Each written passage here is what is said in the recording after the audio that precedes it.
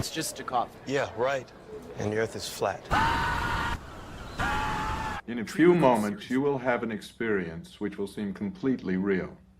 It can be extremely harmful and result in severe trauma. You have 5 seconds to terminate this tape. 5, 4, 3, 2, 1.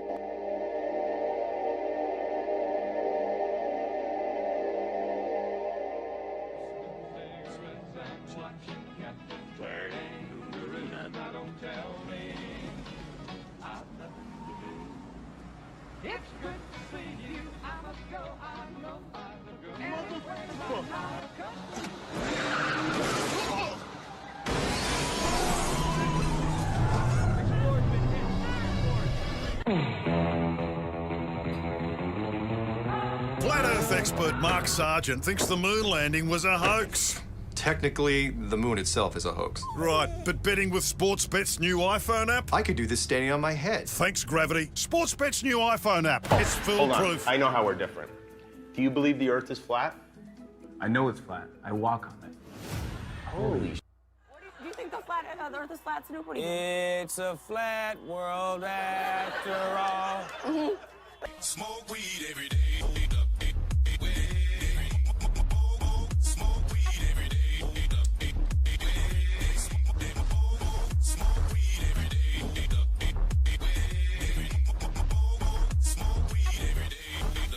It's definitely the triple digits, but I don't know exactly. It's a ridiculous number. Find that out for me before we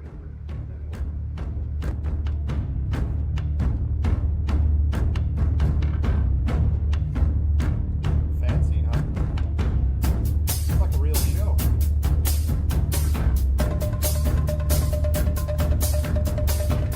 Oh, whatever.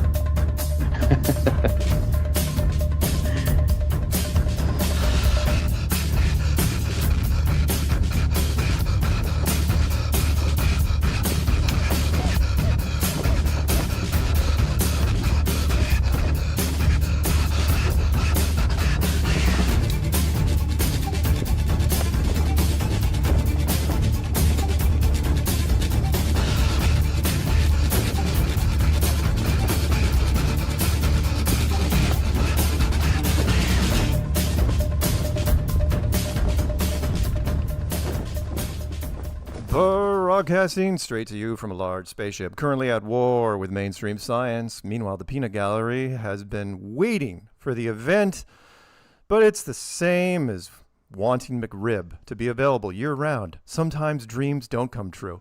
Nice little rip-off from a movie there, but we'll get to that.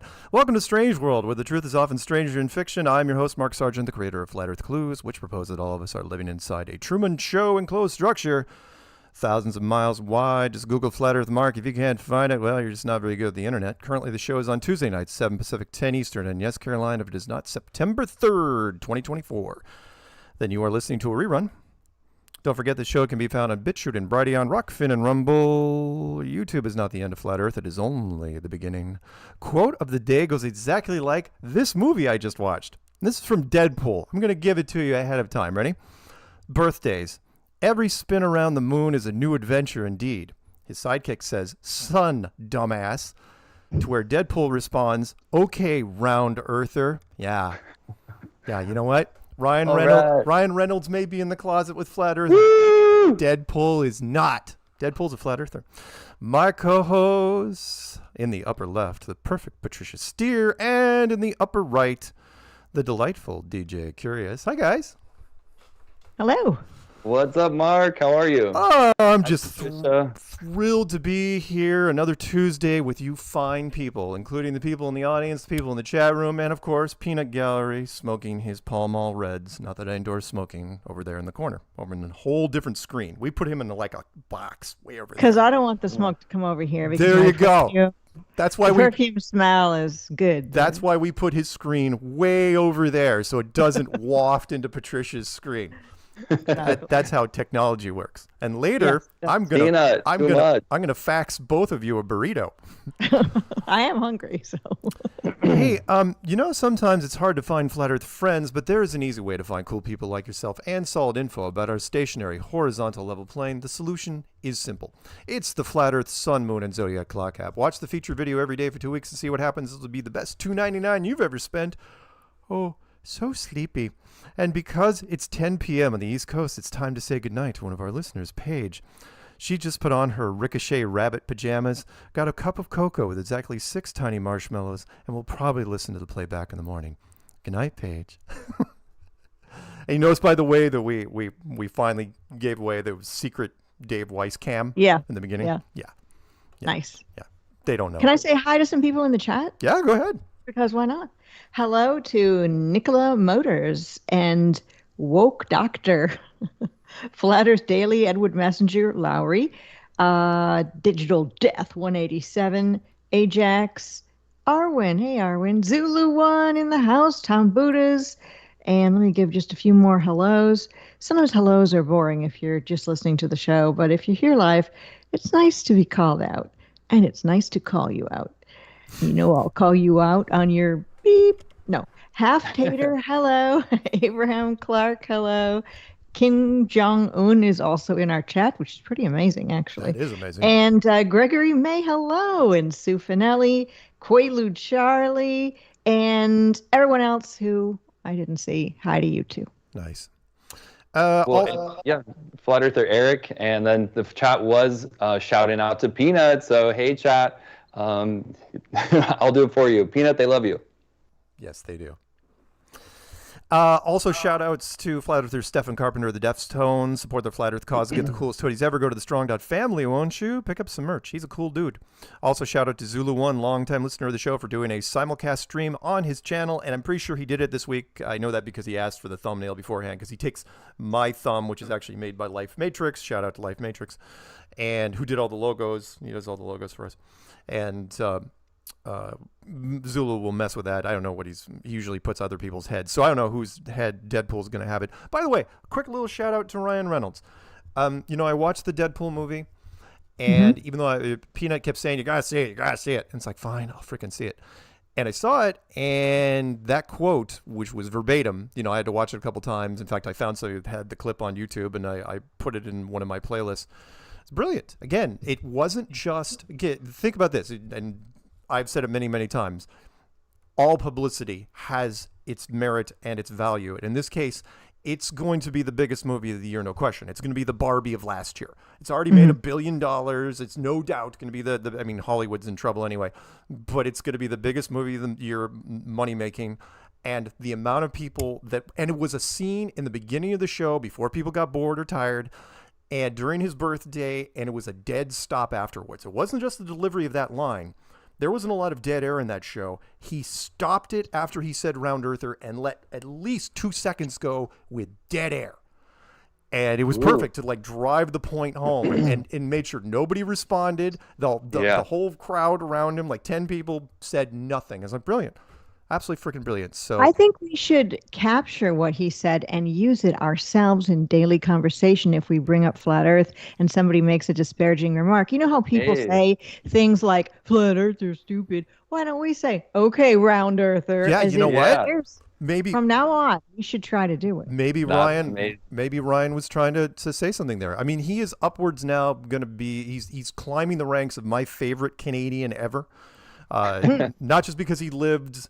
in fact, I was up in BC, I think, the same time he was. Didn't you date a Canadian? Maybe you should. I did date a girl from Canada for a year up there. But anyway, Ryan Reynolds got his start up in British Columbia doing Outer Limits episodes from the 90s. I'll see if I can find the clips. Great stuff. So anyway, shout out to Ryan Reynolds. Good. Hey, it's great to finally have, what a change. Nice for a change to have a positive Flat Earth joke. Yeah. And especially one that we can use against them. And you know what? Deadpool is kind of already out of the box. And maybe Ryan Reynolds is cool enough to know, because what's happening is the tide is turning. Yeah. And one thing from last week's episode that I really loved was what we did kind of cover, do we think Flat Earth is going to hit critical mass? So if you didn't hear last week's episode, check it out, guys, because what I didn't get to say last week that I really want to hit home with this whole Deadpool thing is that people, the average person now, they're just like, you know what, all bets are off. Anything's possible. They'll maybe entertain Flat Earth more than ever now, and that's the good news for the whole community. So yeah, things have been so crazy that entertaining just about anything, even Flat Earth,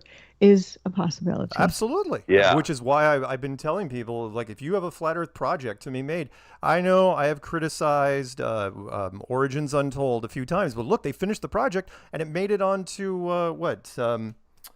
not, was it Hulu? What's the thing that plugs in the back of your machine? Roku? Roku, yeah, made on the Roku channel. And it's like, if that could make it on the Roku channel, guys, if you finish a Flat Earth project and submit it out there, you can get on places because the bar has been lowered. I'm saying that because of just sheer lack of content.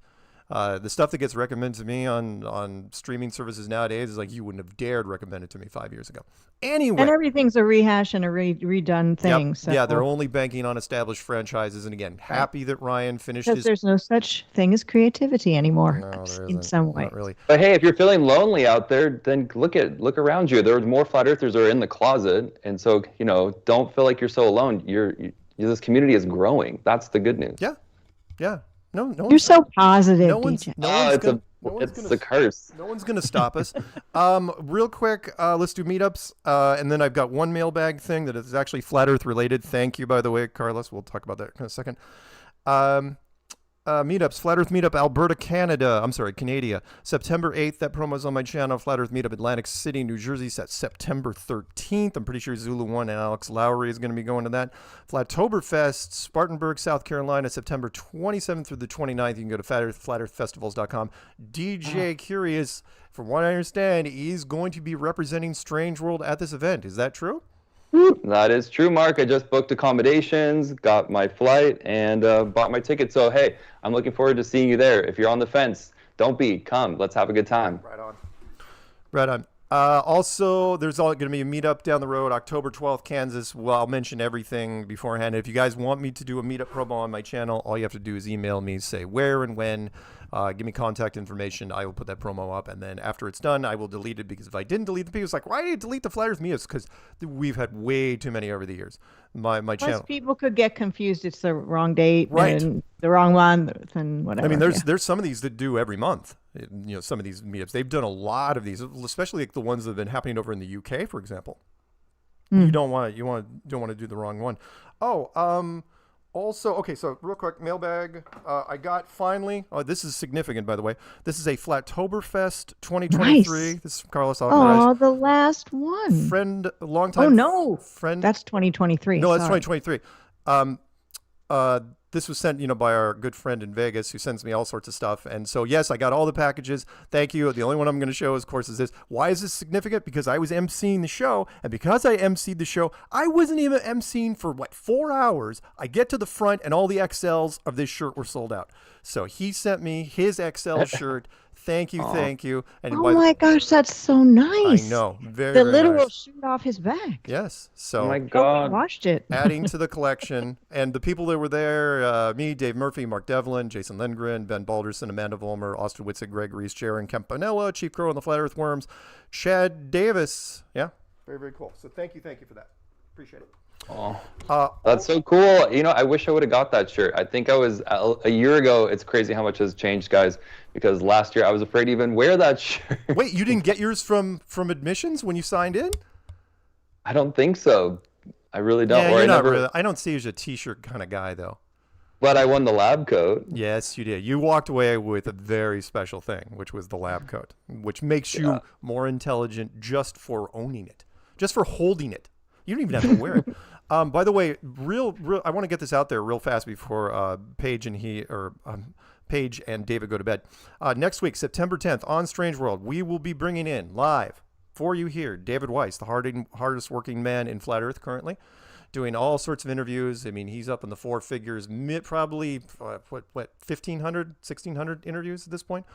David, you'll have to correct me if I'm wrong there. And he's going to talk about whatever is on his mind, and we're going to give him mad props because he's been doing a lot of the heavy lifting. And of course, the Flat Earth app has got 200,000 subs and counting, and it's wonderful. So David Weiss, Dave is the man. September 10th he will be filling up the box that currently is filled up with Deadpool. So you got some big shoes to fill there. Dave, we're looking forward to having you. Yeah. May I say a couple of hellos to people who've emailed me without really getting into the email, just so I they don't know think so. what I've read? Yeah, go ahead. Okay, hello to C.S. Hillman and Jim Beck, Jeffrey Long, Carrie NCUSA, Carrie Daly, actually, and Krista Orman, who shared pictures of her fluffy friends, and William Swords as well, and Ryan Klauk. So hi to all of you. And yeah, I think there's something else and someone else. Oh, I want to, if anybody's into the Mandela effect, they know who Brian Staveley is also. So shout out to Brian Staveley. He put out a video today, September 3rd, talking about some big changes in his life. He's going to be getting into the real estate world, and he's in North Carolina and enjoying living on a lake and bartending and making huge life changes. And it was just a real positive video for a flat earther Mandela effect guy who's continuing with those thoughts and beliefs, but branching out in the world and attempting to, I guess in his mind, become more successful and become more integrated into a community outside of just the conspiracy community. So I just want to give Ryan Staveley a big love heart and a big salute for that. Oh, that's nice. All right. I should probably give a few shout outs too. I'll make it quick. But shout out to everyone who added DJ Curious Strange World on TikTok, Instagram, Rumble, and Twitter. Hey, it is growing already. Appreciate the support. Share the profiles out.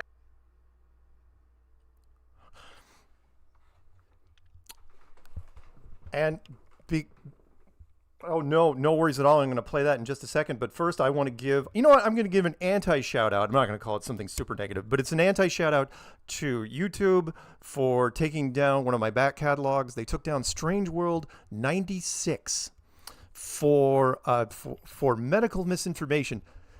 And if you guys were wondering how far back that was 7 years ago. Oh, it was nothing special. Oh, I can tell you. Well, the title was called Flat Earth is the, give me 1 second. It was called Flat Earth is the Past and Your Future, Strange World 96. And I know what it was about. I mean, I was probably talking about old, remember this, because this predates everything that's happened in the last, it was 7 years ago. So I was probably talking about old shots in the arm. So yeah, there you go. So, I'm sorry, what was that, DJ? Maybe it's possible. I don't know if it's going to help anything, but yeah, I'll take a look. I mean, at that point, it's I get it. Look, this is not the first time. Remember, they killed during the last 3 years. They killed an entire year of stuff. Literally 50-something weeks worth of episodes right in a row. All right. Anyway, so DJ's been inspiring me to do the Fast Earth Clue, otherwise known as Flat Earth Shorts. And this week is on gravity. In case you missed it, I'm going to play it for you now. It's only 60 seconds. So, yeah, here we go. You ready?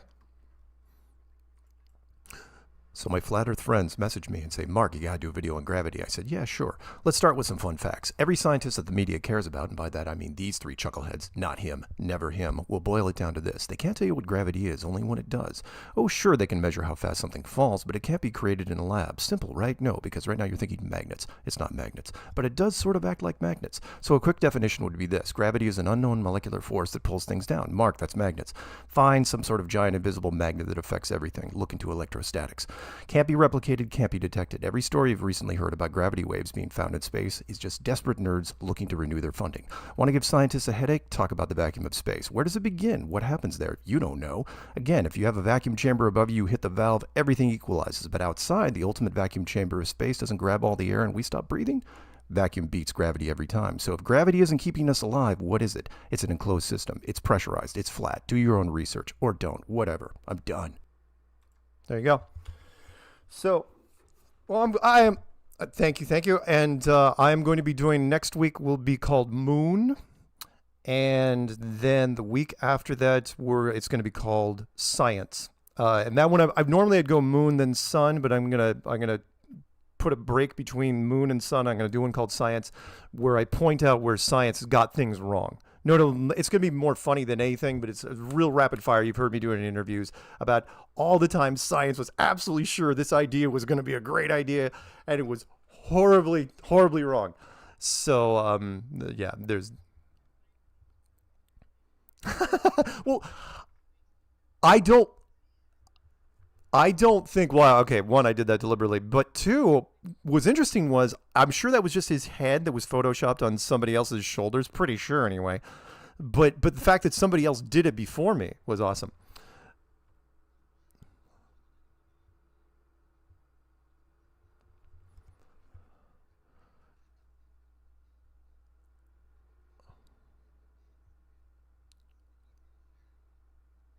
Okay.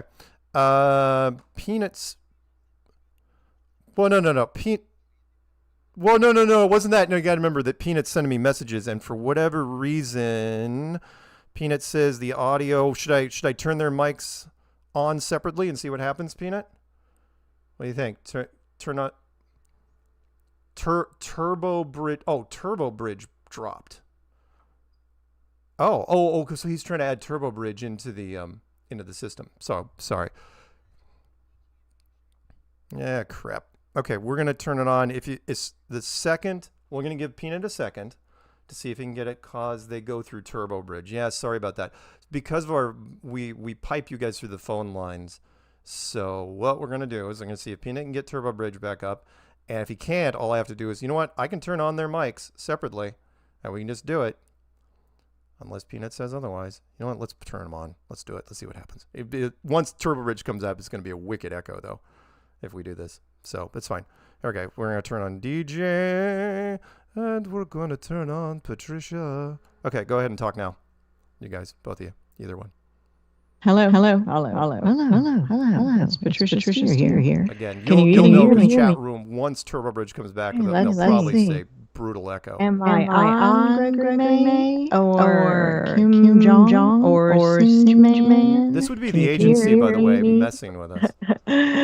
By the way, hello, don't follow Crumb. He's in his chat as he's making his way to his new home. No, you're not. You're on now, DJ. No, we're on. They lost audio before we played the clip. So I don't know if we should like recover what we kind of talked about really quick or. Now they say there's Patricia, which is probably pretty nice. Has it come back? Do we have an echo now? Yeah, they say two of me, whatever that means. All right. Give me a sorry, guys. No. This is the wonders of computers. I love them so much. Okay, so we're gonna turn on. Welcome to the conference center. There is one party in the conference. You are a host. Okay. Patricia, give me a test of whatever. Hello. Here I am in Houston. She's with on my cats. Your 5x5 talking. DJ. Go. Hello, everyone. Can you hear me? I hope that chat can hear us. They will. It'll take a few seconds because there's a delay when you go to YouTube. Yeah, they're saying there's a wicked echo. Is that going to be going away? The echo is already turned off, so it's just cycling back in. So what we do, just so you guys know, is when we go through OBS, Peanut says we're good. Yeah, DJ and Patricia go through the Turbo Bridge, our phone system. Their audio is coming through that. So if for whatever reason, again, if the agency figured out that was happening and they decided to mess with us and turn off our phone system briefly, you wouldn't be able to hear those two. So what were we talking about before we were talking about the gravity thing. Oh, that's right. We were talking about the short. Yes. And I just think that everyone who joined the social media saying the shorts have been really popular and that the comments are great and people love the material that you've done, Mark. And then I told everyone to take a big inhale breath while you said. So my Flat Earth friends messaged me and say, Mark, you got to do a video on the gravity. And again, first off, I'm never going to change this, which is, the people recommend it. It's like, oh, you should do the audio editing. You don't even have to do it that hard. You can just let it be done with software. It's like, yeah, that's what people that lean on auto-tune do. Well, sorry, chat. We know that's annoying, and thanks for bearing with us. I'm going to just take a big breath. I'm going to get as much as I can, and then you'll hear me kind of breathing in the background while I talk. Look, I can talk fast. I know I can. So yes, you can. I can, and I can do 60 seconds without screwing up if given the chance. I feel like I have to be a ninja just to get the word in.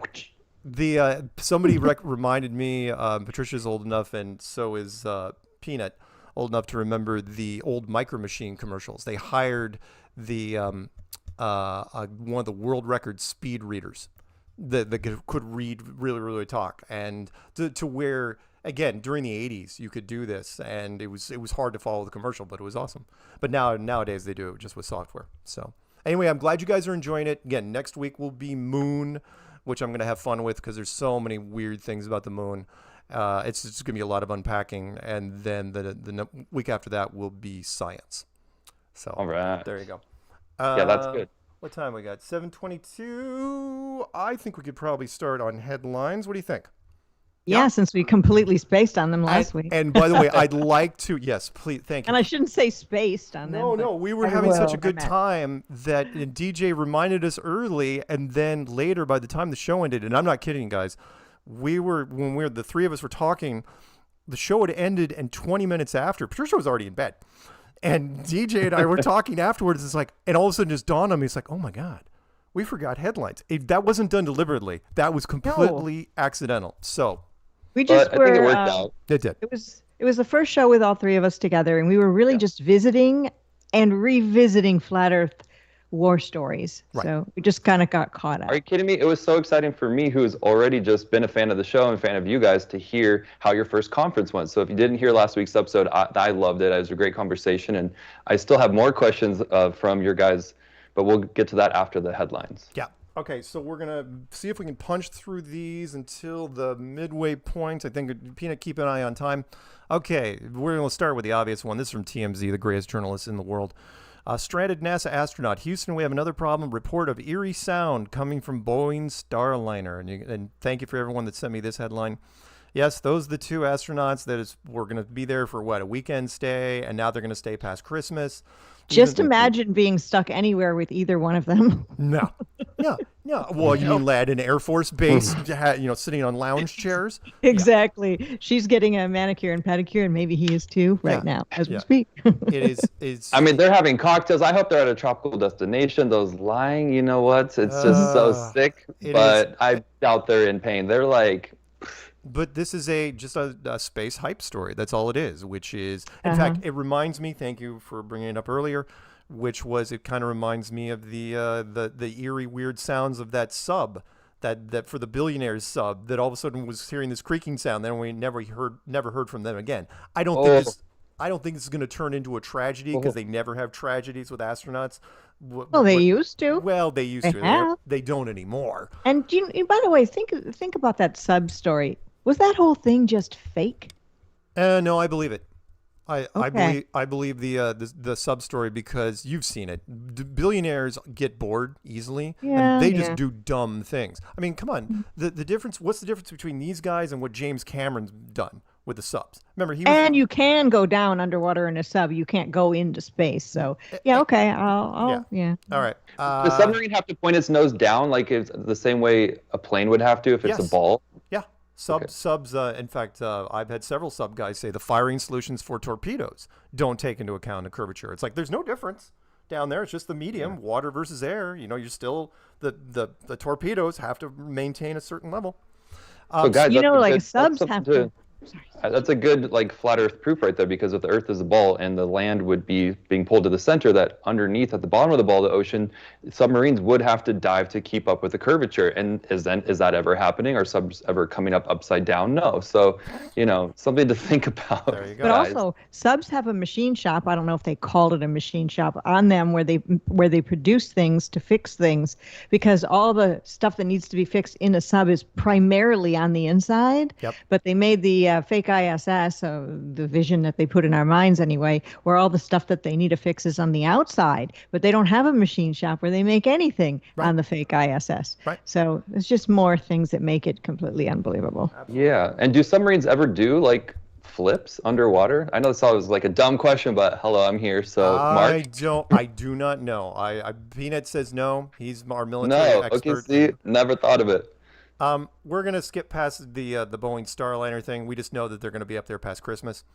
Give a couple Maybe there'll be a Christmas miracle and they'll come home. I guarantee they'll be wearing hats and lights and the whole 9 yards. It'll be like, where'd you get it? Oh, it's like. But are they going to make them grow out their hair and her facial hair and just be stinky and be like, sorry, you guys are stuck up there, but. Ran out of beauty products and ran out of all the things, so they're just nappy. I mean, I hope that's what they make them do, just for the sake of the craft. If you're going to be Maybe she'll grow out her facial hair. Yes, I know. Exactly. Right.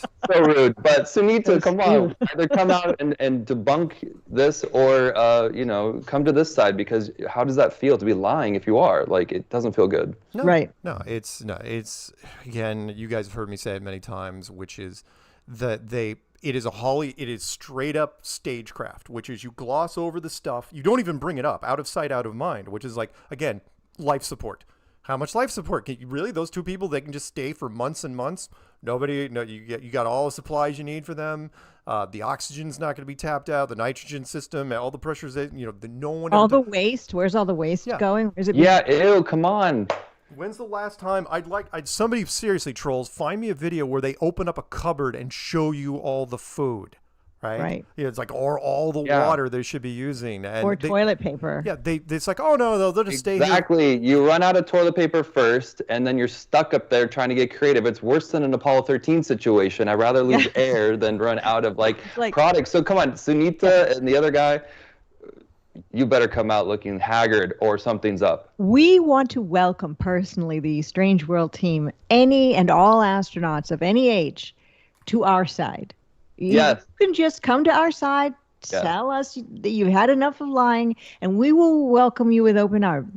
We will make fun of you at first a little bit and try to kick you around a bit and shame you for all the lies that you've told to humanity. However, after that is done, consider it a hazing. We will welcome you to the right side, which is the flat side. Oh my God, I love it. No, exactly. We'll clean you up. We'll clean you up, Sunita. Sorry, I'm superficial. I can't get past the chin. I can't. I can't. I've never. A world-class chin.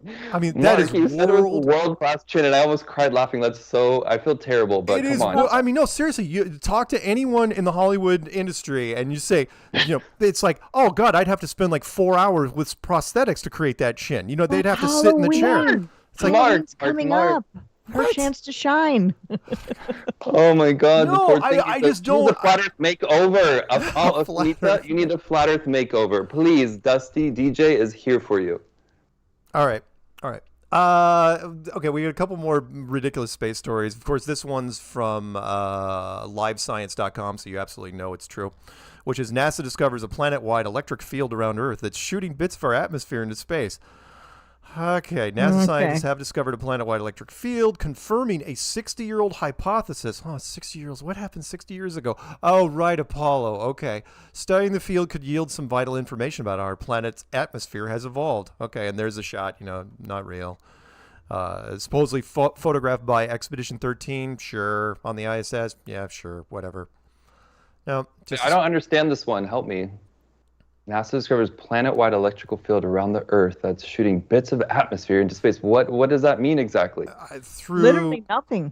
It means space is real. Believe. All right. Do you want me to read you part of this? No. What is your take on this? What are they trying to tell trying to tell the Globers? What are they trying to tell the Globers? Oh, all they're trying to tell the Globers is the globe. I remember every story that all they have to do is show this shot here. It's like, we have a theory about the globe that may or may not be true. That's really what this is, right? And of course, since NASA discovers it, and all you have to do is show this. It's like, oh yeah, our globe, everything's fine, everything's right with the world. It's like, where's the stars? Doesn't matter, So it's kind of just like more brainwashing. That's all. It's kind of subliminal messaging. Yes, hot sex. Okay, I get that. I see that. And the reason why they do it, again, I've said this for years, which is, what happened to DJ? I didn't do it. What happened? He better come back. This only happens when we really hit something on the head. Yeah. Okay. Well. All right. I'm gonna go. Kill switch. I'll give you a few seconds while I'm doing this, so for it to come back. Hopefully, otherwise we're just gonna look at DJ's chin. Which guys, is I'm right here. It is reinforcement constantly, which is doesn't matter what, as long as they're talking about. See it, there it goes. That's so freaking weird. That was Sunita. She was like, "Oh yeah, my chin. What about your chin?" and seriously, if you believe that I'm working with the agency, I would do something like this, like, cut it out. We're live. Yeah. Well, it's gonna take more than that to get rid of me. I don't care how cute he is. Leave him on the screen. Anyway, So it doesn't matter. So whatever you're talking about, so it's like, oh, there's a mysterious face on Mars because you're on a globe. There's a hexagram on the top of Saturn. Oh, it's a globe. Oh, look, something happened to the spot on Jupiter because you're on a globe. Yeah. That's all. They don't even care if you read the article. In fact, they'd really like it. So that's what it was confusing me. Is like that article's a little even too confusing for the average glober. They're gonna be like, huh? And yeah, it's not even for them to read. It's for them. It's for their eyes to glance over and just the idea we're on a globe. Yep. That's it. That's all it is. Well, and that's one of the things that bugged me this whole time while I was when I was a glober, because I was paying attention to those articles. I was like the guy that was actually reading them and following me and going, why do I never see actual footage? Why do I never get like a sample of life on Mars? Why are all these things that are just so, it's like breadcrumbs. It's a narcissistic breadcrumb trail where it's like, follow us, we've got all the answers, and it's nothing. Yeah, it is. This whole system, not just space, but and NASA, but it's basically the whole, whatever it is, it has narcissistic personality disorder big time. Yeah, it does. Yeah, so, and see, that's the thing. If you're listening and you're thinking that the flat earthers are crazy, hey, Google right now, picture of Earth from space spinning. You're going to, and tell me and send it to us if you think that's real. Because your own judgment, your own ability to use your senses will show you and tell you that these are all fake. And so just go try to find a real one. I mean, start there. They even say they're fake. They even say they're small pieces of photographs stitched together, which isn't true either, actually. But that's, even they are saying that it's fake.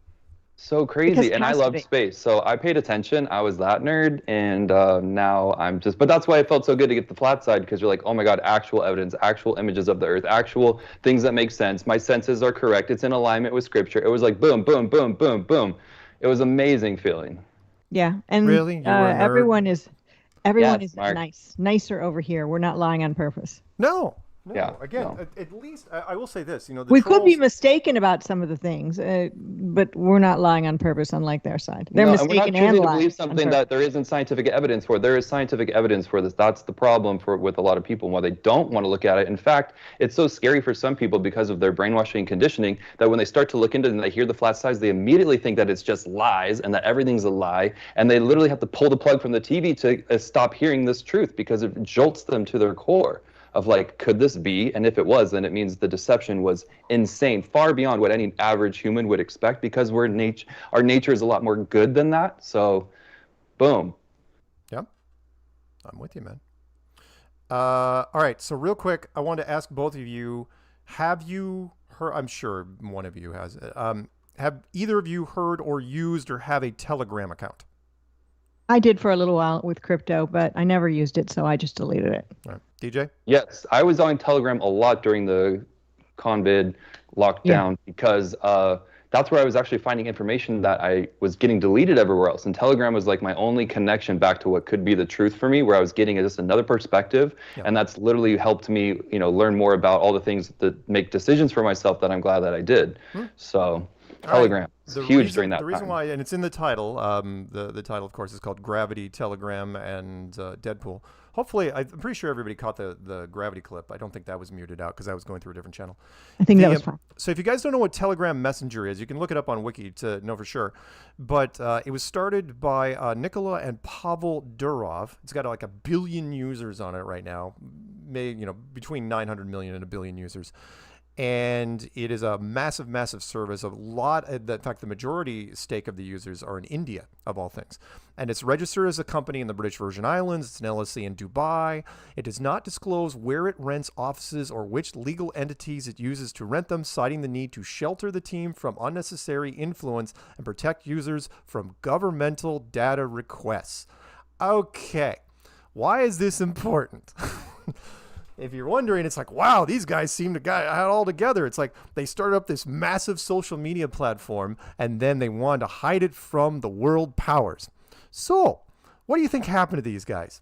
Well, here's what happened to these guys. And this is through RT.com, otherwise known as Russia Today. Elon Musk, because we have to we got to throw Elon in there, right? Comments on possible U.S. role in Durov arrest. The billionaire made the remarks after journalist Tucker Carlson said it was hard to believe Paris didn't consult Washington. So the creators of Telegram were in France. And then all of a sudden, the French authorities decided to keep him there. It's like you're going to be accused. Basically, it's like, your social platform is conducive to organized crime and doing all these illegal activities. Like, really? Singling them out. And And France is like, oh yeah, we're going to hold them here. So they can't leave. They can't leave France, right? And so Elon's comment was, again, the fact that this is even going through there, it's like possible U.S. role. Well, yeah, that's because we told them to do it. If you're wondering, you want to read between the lines, this is how it works, right? If you run, it was easy for us over here. Like you run Microsoft, the military comes to you and says, we want to backdoor all your systems. You want to run Facebook, you want to run, in TikTok, it's like, oh no, we'll get to you eventually. But these guys kept bouncing around to all these different non-extradition countries and setting up servers in different places. And you know how that goes, where like they're getting asked and they're like, nope, we're not going to do it. So they find like, okay, you think you can run? You can't run. We're going to find you eventually. So it's an interesting little story. Read it up. Now they're saying that there's a probe going on. South Korean porn is being tied to it. They're just doing whatever they can to bring it down. Yeah, Anything to crush any level of freedom. Whether or not there's something sketchy going on there, there's something sketchy going on in your own neighborhood or even your family. Sketchy things happen all the time. But I don't think Telegram is this bad place where only dark things occur. No. It's primarily a place where people learn and connect. This is the And carrot. that's bad. This is a perfect example of the carrot and the stick, which is you're offering them, but they, behind the scenes, they're going to these guys like, look, you think you're fine, you got a lot of money, you got a lot of influence.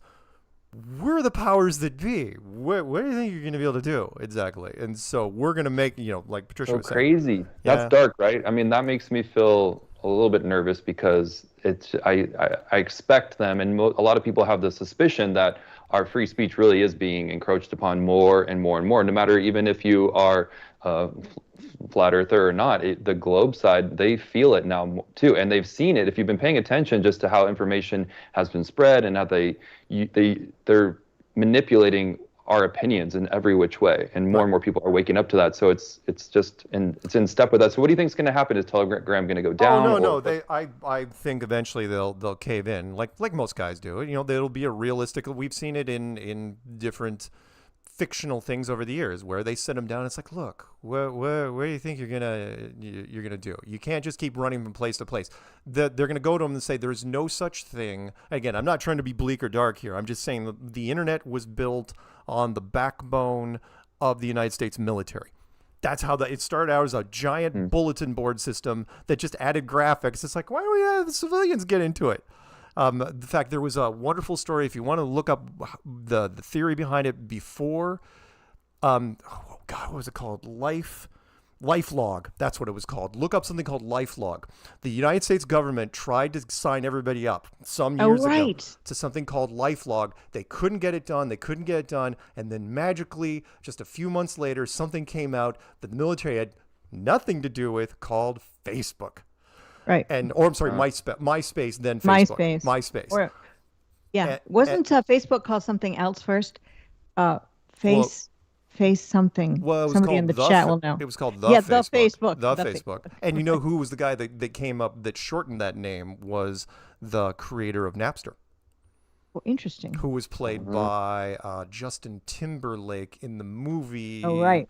The Social Experiment, I believe. No, that's not it. Yeah, you're right. The social Experiment. Oh crap! What was it called? Or the Social Network? What was the Social Network? Social Network. Yeah, the lawsuit. Basically, it was a social lawsuit. That's what that movie was about.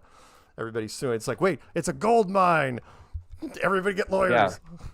We've really transitioned from the original, Facebook social media days. That kind of came out right after I graduated high school. So I feel like I've grown up with and seen the evolution of how social media has changed and how information, we do live in the information age more than ever now, but them trying to rein it back in is the part that's really frightening, because how far are they willing to go? Are they willing to go, like if there's predictive programming, remember that Netflix movie where it says, leave the world behind, and they shut down information altogether to start a civil war. A lot of people are feeling like that could be on the horizon, even if you're a glober or not. It's just kind of something that people are scared about right now. If you've never seen the movie, the documentary called The Social Dilemma, check it out if you get a chance. With all the creators, they interviewed all the creators of MySpace and Facebook and Twitter and stuff like that.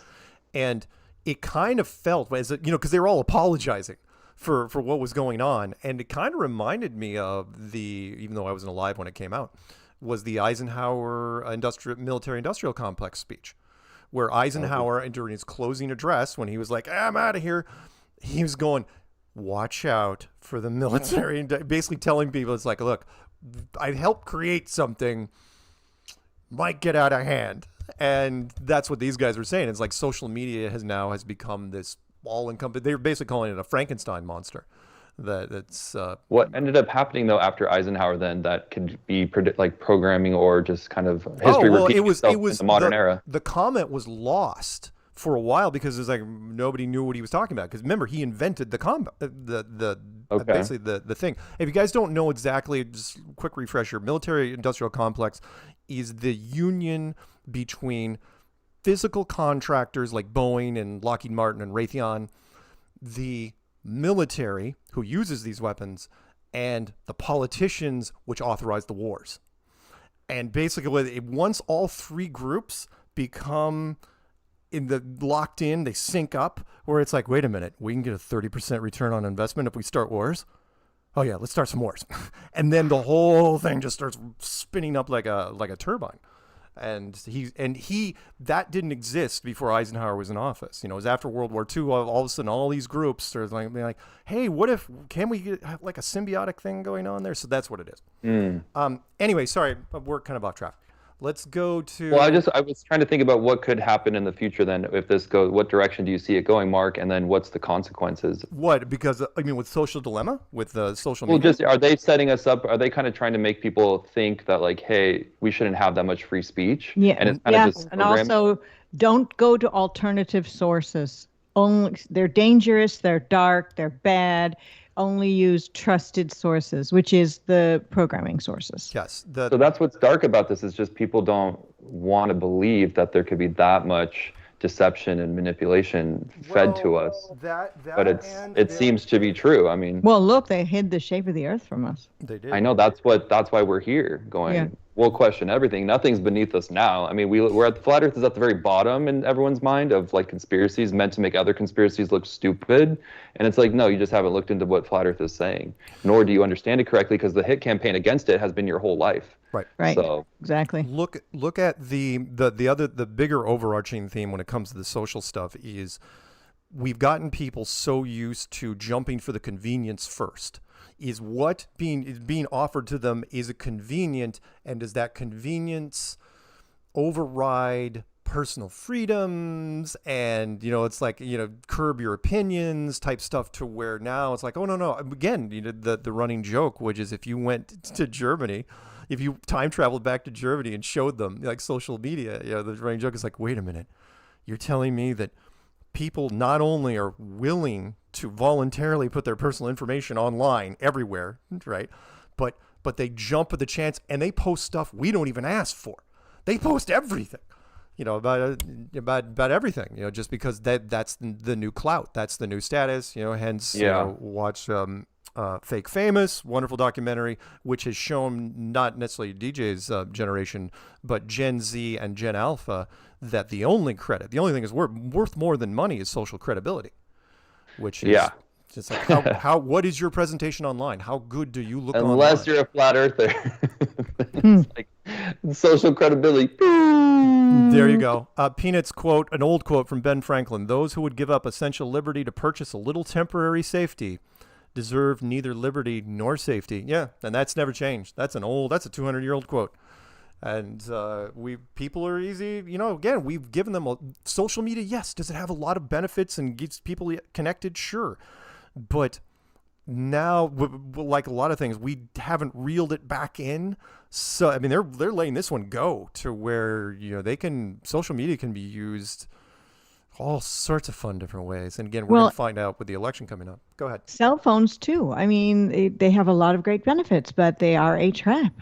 Right. Everywhere you go now, you go to get a smoothie and they say you can look at our menu by using our app.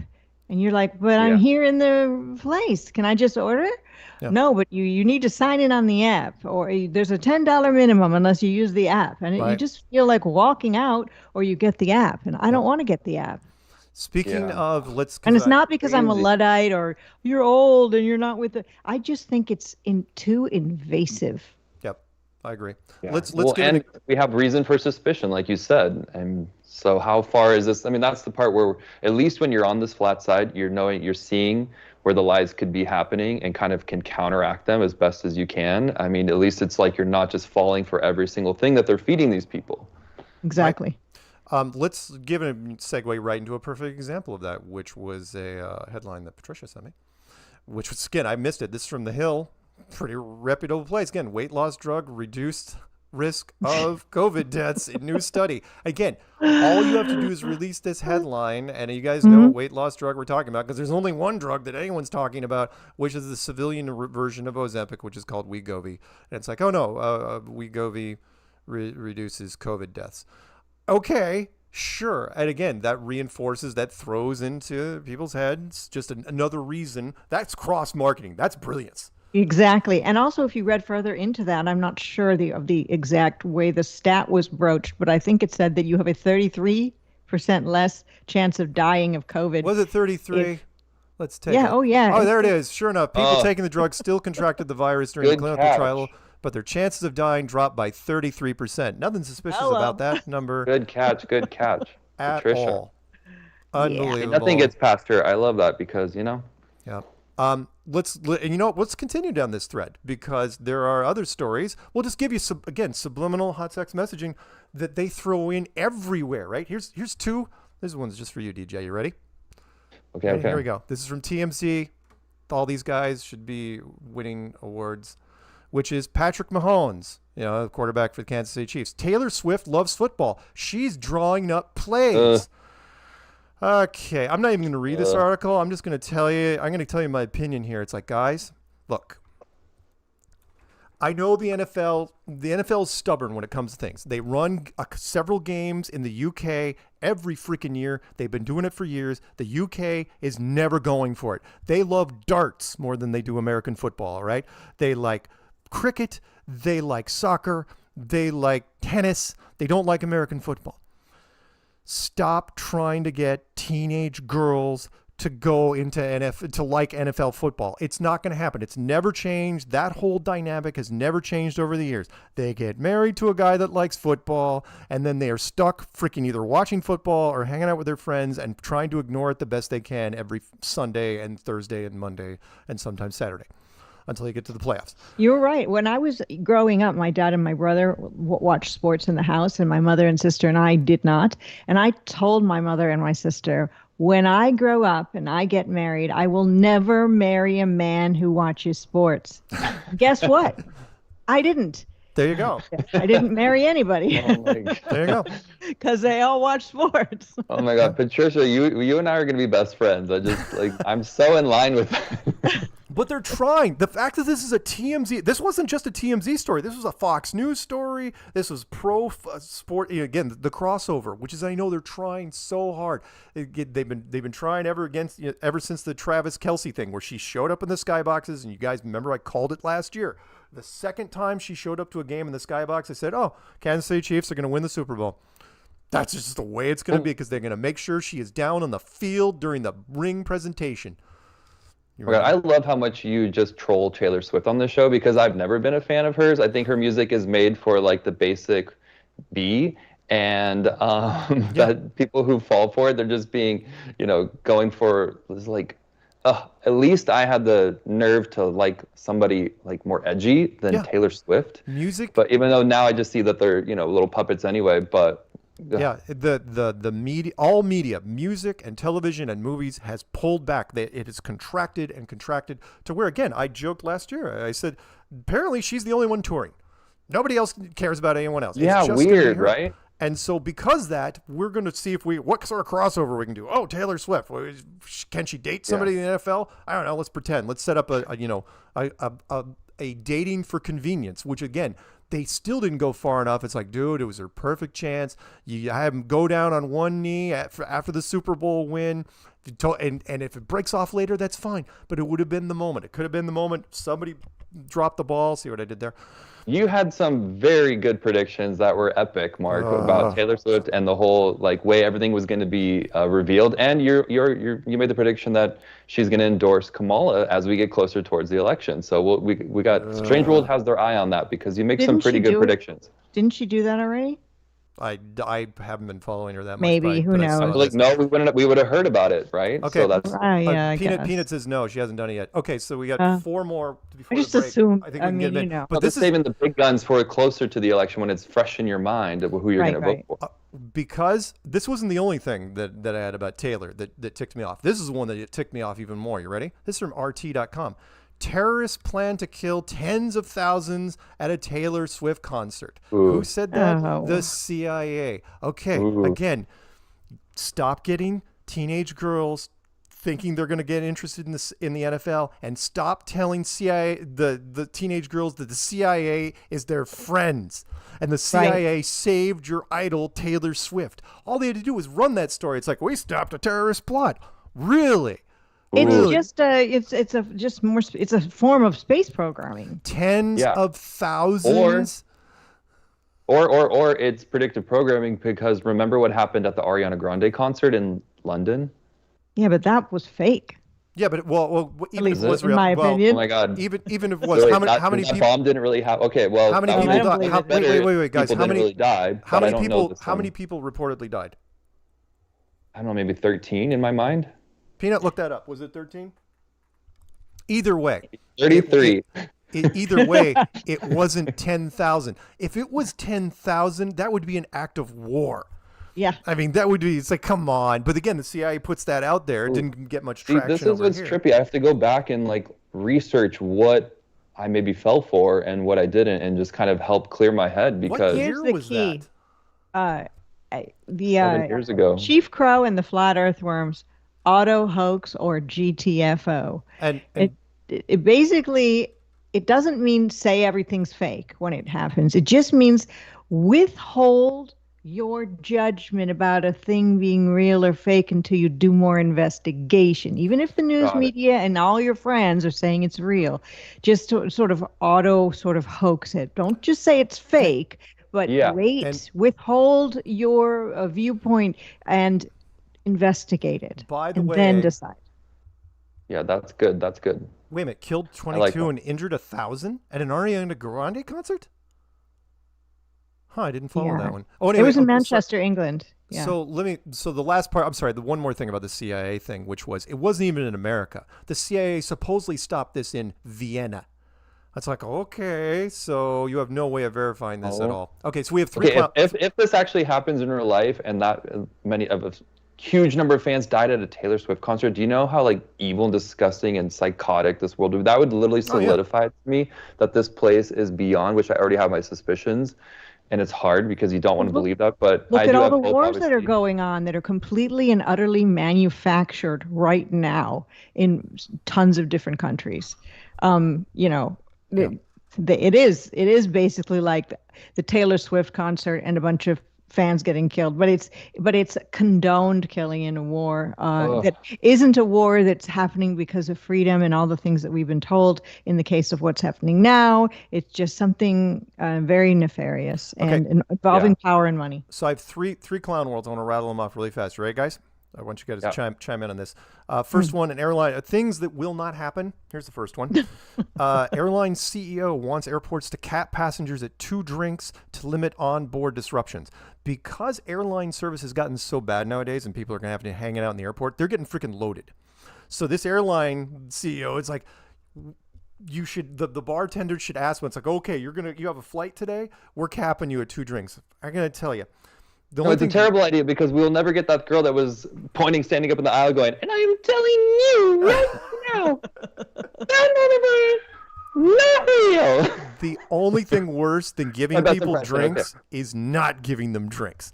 Seriously, you're going to try to cut off people at 2 drinks? Oh, no. I mean, 2 drinks is just enough to start getting a little surly. You're just going to piss people off.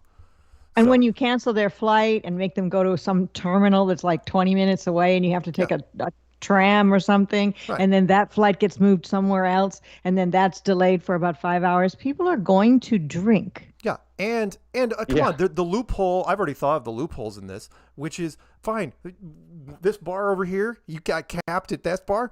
It's not like there's just one bar in airports. It's not like you have a lanyard. Okay, I know what this is. I know what this is. This is brainwashing that like the system is actually trying to make things better, but it never gets implemented. Right.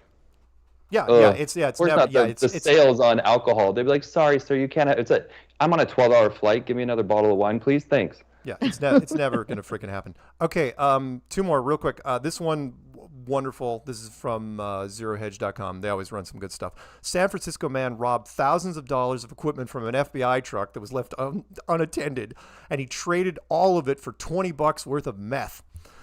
It was awesome. He turned around and let's see, the truck was raided. It had flashbang grenades, a tear gas launcher, surveillance equipment, and bulletproof vests. The 29-year-old was arrested after being caught on multiple surveillance cameras. After he stole it, get this, he rode his bike to a nearby hotel where he was staying. And then by the time they found him at 3 p.m., he had already traded the ballistic vest and tear gas gun. Nice. The vest alone was like $1,500. Why do I mention this? I mention this because, again, if you're in a survival situation and you have hard to come by items, you know, like against why I stock cigarettes, I stock prescription drugs, also and alcohol. If you find somebody like this, oh yeah, you can trade all sorts of stuff, all sorts of fun stuff. So maybe we should stock up on meth. Well, fentanyl. Just again, in case. I'm not endorsing illegal drugs. I'm just saying prescription drugs can go a long way. Okay, last one. You know, it's more meth stories. Another meth story. This is the last one. I Who like is this doing one. that much meth. I mean, oh my God. $5 million in meth disguised as watermelons seized at the border. U.S. Customs found 5,000 pounds. It's like, wow, what do you mean disguised as watermelons? Let me get a close-up for you. Ready? That's what it looks like. Where? Oh my gosh. Literally took the meth hilarious. and used painted plastic wrap that was colored in different shades of green to make it look like watermelon from a distance. And they got the whole freaking shipment. Wow. That's a lot of effort. Yeah, a lot of effort. Do it to make a bad watermelon. But again, a far smart away, move. You know, it could pass. Yeah, from far away, but again, some probably a dog or something, you know. Right. But yeah, from a distance, I'm like, no, so you know, someone like stole one, was like, oh my God, I could really go for some refreshing watermelon right now, and it was like a bag of meth. Like, Nice. holy. There you go. So there you go. Anyway, dumb criminals doing dumb things, and Americans apparently like meth.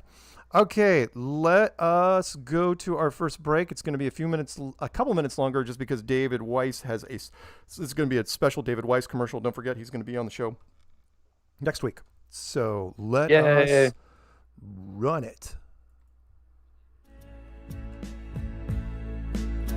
Uncle David.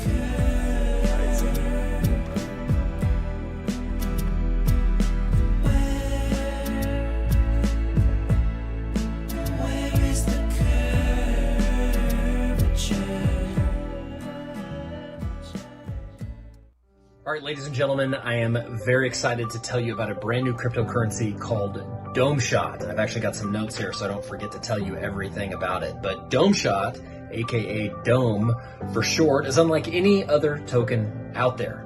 It's the official token of the Flat Earth, backed by a loyal community of supporters.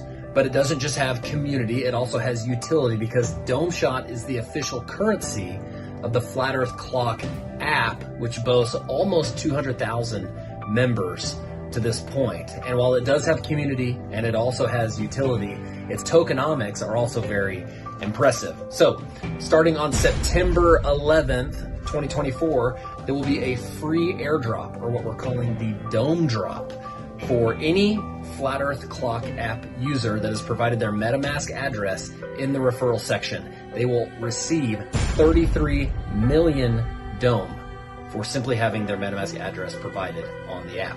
Now, on December 25th, 2024, users who have provided a MetaMask address and have referrals using their personal referral code will receive 1.5 million Dome per referral from the beginning of time all the way up until that date.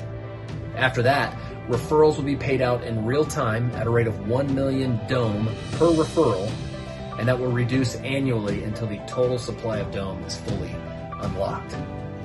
Now, any unclaimed dome created when a user makes a referral without providing their MetaMask address will be collected and stored in a special account, and on December 25th, 2025, that dome will be airdropped again to any user who has provided their MetaMask wallet address, and that dome will be allocated based on the amount of dome that already exists in that wallet.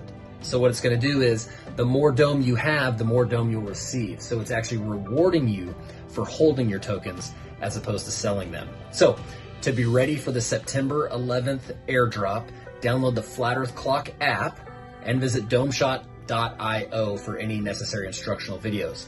Dome is a coin that pays you to share truth and rewards you for holding on to it. It's minted by Flat Earthers for Flat Earthers and for anyone else who wants to be part of a movement where the sky is the limit. Remember, with Dome Shot, you unlock tokens by unlocking minds.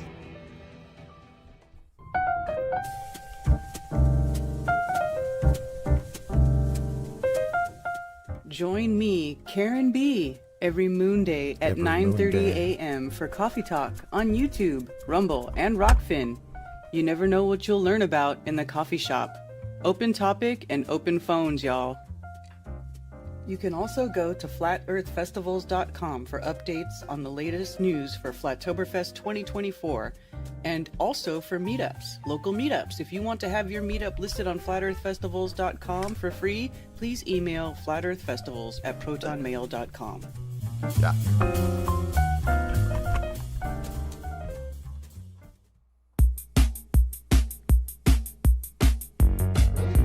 What? Yeah. I don't see that. Into a cone, so I don't have to switch to the other microphone to see if that's better.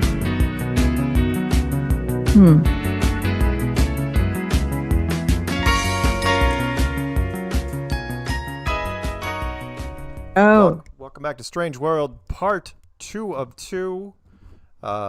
It's you, me, the always perfect Patricia Steere, the delightful DJ Curious. That was Joe Jackson stepping out from his album Night and Day. All right, and Peanut, of course, is there, and he gives us there might be distortion on DJ Curious. Oh, okay. Well, no, that's our chat. Yeah, that's because his Slight mic was distortion. His mic was still running a little bit hot. DJ, if you had it set at 8, turn it down to like 7. Okay. You know what I mean? How's that? Yeah, I think you're good. Well, again, let the chat room decide. Yeah, chat, let us know. Sorry about that, guys. No, it's a new microphone. New mic. You don't know. It's all right. Chat is, they're on top of it. They can tell you if there's distortion. Plus, there's always people. It's different because some people just listen to it on their phones. Some people have over-the-ear headphones. So, you know, the discerning ear varies. Oh, did you guys hear about this Wells Fargo worker, this woman who was working in Tempe, Arizona, and she was 60 years old, and she was found dead in her cubicle 4 days after she last clocked in? It's not really a headline story, but it really is about this sort of worker bee cubicle world we live in where people don't even know that you're alive or dead, that you work with as your coworkers, and how sad that is. I was going to bring that up, but it was just sad. Crazy. Because I used to work, I had a brief stint when I was doing time and attendance software. I was working for ADP, big, giant payroll company. And ADP had entire floors with just a few people in them. Because they moved they hired and fired so many people that someone like that, I knew exactly how it happened. She was put off into freaking left field, and there was hardly ever anyone that came by. And the custodian service, maybe, if they came by and somebody saw someone asleep at their desk, they're not going to say anything. With a light on, it just looked like she was resting. Right, and she was in peace. Yeah, and someone was like, something smells funny. Yeah, 4 days is a long time, and so that was just freaking. That was just. I might be frozen. Yeah, why is DJ frozen? DJ, reset your camera. What did you do, my man? Because now I was about to get to your special segment. Oh my God. That's all right. No, that's all right. Flip your camera off and on. Just click on the right. Just click on the camera and go blink. Just tap it. Not physically. The little icon on Skype. And if that doesn't work, go out and come back in. There he goes. No. Okay. Hit it again. There you go. Oh, great. We're going to do that thing. There he goes. Yay. And now Patricia's overlapping. I'm not going to fix Sorry, that right guys. now. That's right. I'm Oh going my god, I literally tapped the top of the microphone because I was so nervous. Or the Really? You did? That's a rookie mistake. You hate to see Mark! that. That's kind of like, no, that's not. It's The not. files are in the computer. In the computer. That's kind of like when people had those pop-out CD trays, and people thought they were frickin' cup holders. Oh my god, I had so many people that did that. What? Oh, people didn't know because remember the car cup holders came out before the or just around the same time as CD trays. So remember 6-disc CDs trays that were in people's Peanut said trunks? it's like hitting Control Delete. Yep. Yeah. God, that came in handy back in the day. Yeah. Well, now Patricia's camera's not even, so bummer. I know. Sorry. I know. It's all right. I'm gonna let Patricia go big on this one. She's gonna be bigger until Go big or go home. Yeah. Hey, I'm gonna let her overlap. Viewers, give us grace. This is like a flat Earth show. We're lucky we even have one. Damn right. Yeah, sure. But Very also, Peanut wanted to throw in a last-minute article. He was talking about like how the media can convince you of things. And yeah, there was that rumor, that article that smoking protected you against SARS and COVID-2 infections early on. Yeah, that was a thing. Which is just promoting that COVID's real again. Yeah, well, that and I'm sure the smoking industry had nothing to do with the pro story. Yeah, that's true. As Peanut keeps swallowing his Pall Mall Reds. All right. And totally healthy too. Like, yeah, how yeah. is that working? Guess that's great. I'm just surprised you just don't like double barrel it. Two Pall Malls at once. Okay. Two DJ. Pall Malls at once and an XL Diet Coke. There you go. Hey, not Diet Coke. He says no, not Diet Coke. DJ. Some other drink. DJ. Yes, I think we just need to make sure that they can hear us because. Oh yeah. Okay. Chat room. Peanut. Everyone, look. Does everybody sound good? I know they can hear Patricia. Otherwise, they'd tell me something. Can everyone hear DJ? A, B, C, D, E, F, G. Chat. Can you hear me? That's good. You should have been a cheerleader. See, I don't. Oh my God. When you say that you were a nerd, I just don't buy it. I just don't. I was into X-Files. I did play sports. I played freshman football, and I made the volleyball team and played through varsity. But I was such a nerd and wish I was doing theater, of course. But I was too nervous. Okay. Let me classify this. Remember, first off, for anyone in the chat room, there is a difference between nerd and geek and dork. I don't want to break that down for you. DJ, were you ever in the math club? No, because that's social suicide. Absolutely.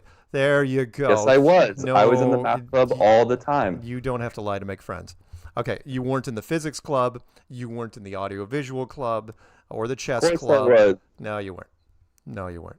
You may have been a late bloomer like Ryan Reynolds, but you were not. I know, that's the problem. I didn't fit in with the nerds because I wasn't smart enough, and I didn't fit in with like the other kids because I was just me. So No, you're good. I was somewhere in between. You're good. And again, my life might have been different had we had a decent theater department that would have, asked me to do stuff, even though I hate acting. So. Well, you're such a natural at this show. Peanut says Peanut smoked in the computer club. Oh yeah, that shocks no one. Absolutely. What was Patricia like in high school? Patricia. I don't know. It's really hard to explain. Mark really? Okay. Good way to explain. Patricia, did you ever have to carry your own books home from school? No. Oh my God, that red hair goes a long way. But on another note, taking the focus away from me and putting it on Karen B, her dog died. Oh no! Yeah, she had a pit bull, a family pit bull, Sir Remington, and he died the other day. So shout out to Karen B. Her whole family is brokenhearted at the loss of pit bull Sir Remington. I'm May you so sorry. rest in peace. I'm so sorry. I knew that. Sorry, dog. Karen. It was a good dog. Very active, as you can imagine. Pit bulls. Lots of bouncy head and slobber and the eating of children. Hey DJ. Yes, Mark. What are you again? This is going to be not an awkward segue, but we're trying to work this in. What are you curious about this week in the community? Well, funny you should ask, Mark. That was very natural. Wasn't it? Didn't it come off as natural? Love it, guys. Yeah. I'm very curious about. No, I think should have what read we're it trying from to a tell piece of viewers- paper. Go ahead. What we're trying to tell the viewers is like, hey, we're going to be, or I'm going to be investigating something that the Globe side is really kind of presenting as a strong flat Earth debunk, and be like, well, let me see if we can kind of gather more information to fire back, because I just don't think that there's enough of that. So, this week I'm really into the final experiment. So I spent some time, I watched the whole stream with Austin Whitsitt and Will Duffy, or if you don't know who Will Duffy is, he got rich basically, I think, through his, motivational or financial books, etc. And he's offered to pay anyone that wants to go to Antarctica and film the 24-hour sun or not. So basically they're calling it the final experiment, which will debunk the 24-hour sun. And if there is a 24-hour sun, then it kind of leans towards, okay, the globe, it must be real, or it's a sphere, and that will satisfy all that side. But if it's not, then the flat side's position is like, hey, we weren't expecting that. And it's really great to listen to Austin. So shout out to Austin. And but I'm happy to talk about it because we should be more curious, and I want to have a call to action to all of our viewers. Hey guys, if you have information on Antarctica or good footage or something that you want to share with Strange World, send it to us, and then we can kind of either look at it or feature it on the show and thank the people. So every week we'll have something that DJ is curious about that we're going to help debunk the globe. All right. What I heard because because of this, I've been listening to Globebusters and Jaronism on a regular basis, and I know that with that, Whitsitt shows up on various things, and those two have been collabing. The early reports was that Jaron said yes, and that but Jaron wasn't going to go alone, and so it was going to be Jaron and Austin, and I know that David's going to talk about this next week as well, but Jaron and Austin were going to go down, right? Yeah. However, as of a few days ago, that may have changed because the people involved that are paying for this are altering the contract to say if there's something goes wrong and you can't make it for whatever reason, the expenses then get pushed back to you. And yeah, that's a deal breaker right there. And so now they're going to push back on the other side because guys, define something goes wrong, like the weather doesn't cooperate. Well, that's just it. So if you miss your flight for whatever reason and you can't get there on the days that you're going to get, remember, because you can't just go to Antarctica on any given day. Right. And Antarctica is, if you guys didn't already know, is one of the most expensive trips in the world to take. Even coach, it's freaking ridiculous. Deliberately. And so, Jaron and Whitsitt, they're never going to agree to that, never in a million years. But in a way, it's not that bad. If it's just that if you miss your flight, doesn't mean, I'm definitely not on Will Duffy's side, okay? But what I'm saying is if he's willing to pay, then you have an obligation to not miss your flight. Well, yeah, but you got to pay for it. I don't think it's just that. Sounds okay. I think, because remember, there's multiple connections to get But down if the weather doesn't work out, we can't make an observation. Then I'm not pay for it yourself. That's not fair. But I'm not sure what the real rules are on that. No, that's what I think they're saying, which is if you don't show up on this time, we don't care why you didn't show up. We're not paying, because then the trip is blown, it's wasted, and we're not gonna throw down that money because it's a wasted trip. Which is why so many things have never been done in Antarctica, because the expenditures, like Rob Skiba back in the day, where he was saying the permits just to do any land based, if you're heading off into the freaking snow, the permit process is incredibly expensive and it's non-refundable. If something goes wrong, it's like, tough, you're gonna have to apply again. It's like you're talking about, I paid like $200,000 for that permit. Like, nope, doesn't matter. Yeah. At least it's not making Will Duffy look any more sketchy. It's more of a rule they've imposed because they have to be there at a certain time with the plane that's going to take off with all on board who's going aboard. Yeah. There was a lot of sketchy things coming out of Will Duffy and my overview. I mean, number one thing that popped out, that because I took some notes on it, I'll make it brief, but he doesn't even know flat Earth theory. And so it's a little bit strange to me that he's willing to pay for this experiment, and yet he's so cocky, or he must think flat Earth is so easily debunked or he's just flat out lying and trying to something more nefarious. I just would be on high alert if I was Austin. And Austin, he's so savvy. He's kind of like, he's asked all the right questions. He did a great job. He represented Flat Earth beautifully, and he said he's going to pray about it. So I still think everyone should pray for Austin too, just to make sure that, hey, if this is something that he should do, then he really needs to be confident about it. Right. Will Duffy, in general, when asked by Austin, I believe, when you were making the arrangements to do this in Antarctica, did you ask the people in Antarctica if they had seen the 24-hour sun? Did you even broach it to them? Austin said that Will Duffy said he didn't ask. Yeah, and they didn't bring it up to him. Good one, Patricia. I wrote that down. That's a red flag. It's just two red flags, 2 or 3 in one. Yeah. So that's why is Will Duffy acting so kind of smirky about it all? There's something weird going on there. Maybe he's hoping for a big media win, a windfall of media, which is, and again, that's how I'll know if. How does it benefit him? Well, he's kind of hitching his wagon to this like whole flat Earth movement, and it does get him more attention for his stuff. Yeah. Well, but what's sad to me is that he's allegedly a pastor, and he can't make the biblical cosmology connection here, which that's that's to me, crazy. Really or even the spiritual connection to not be shady and be a liar and be misleading, and so investigate things and be honest. Mm-hmm. Yeah, totally.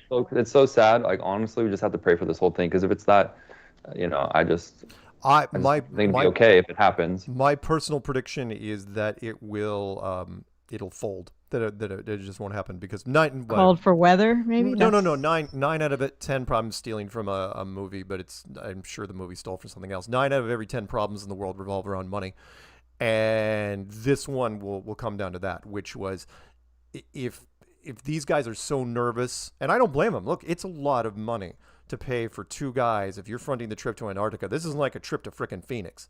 This is a bit of a haul, and if something happened and they couldn't make it there during this window, the guys in question who are funding it would be out of pocket, and I don't think they're gonna roll those dice. So I just don't think we'll it's see.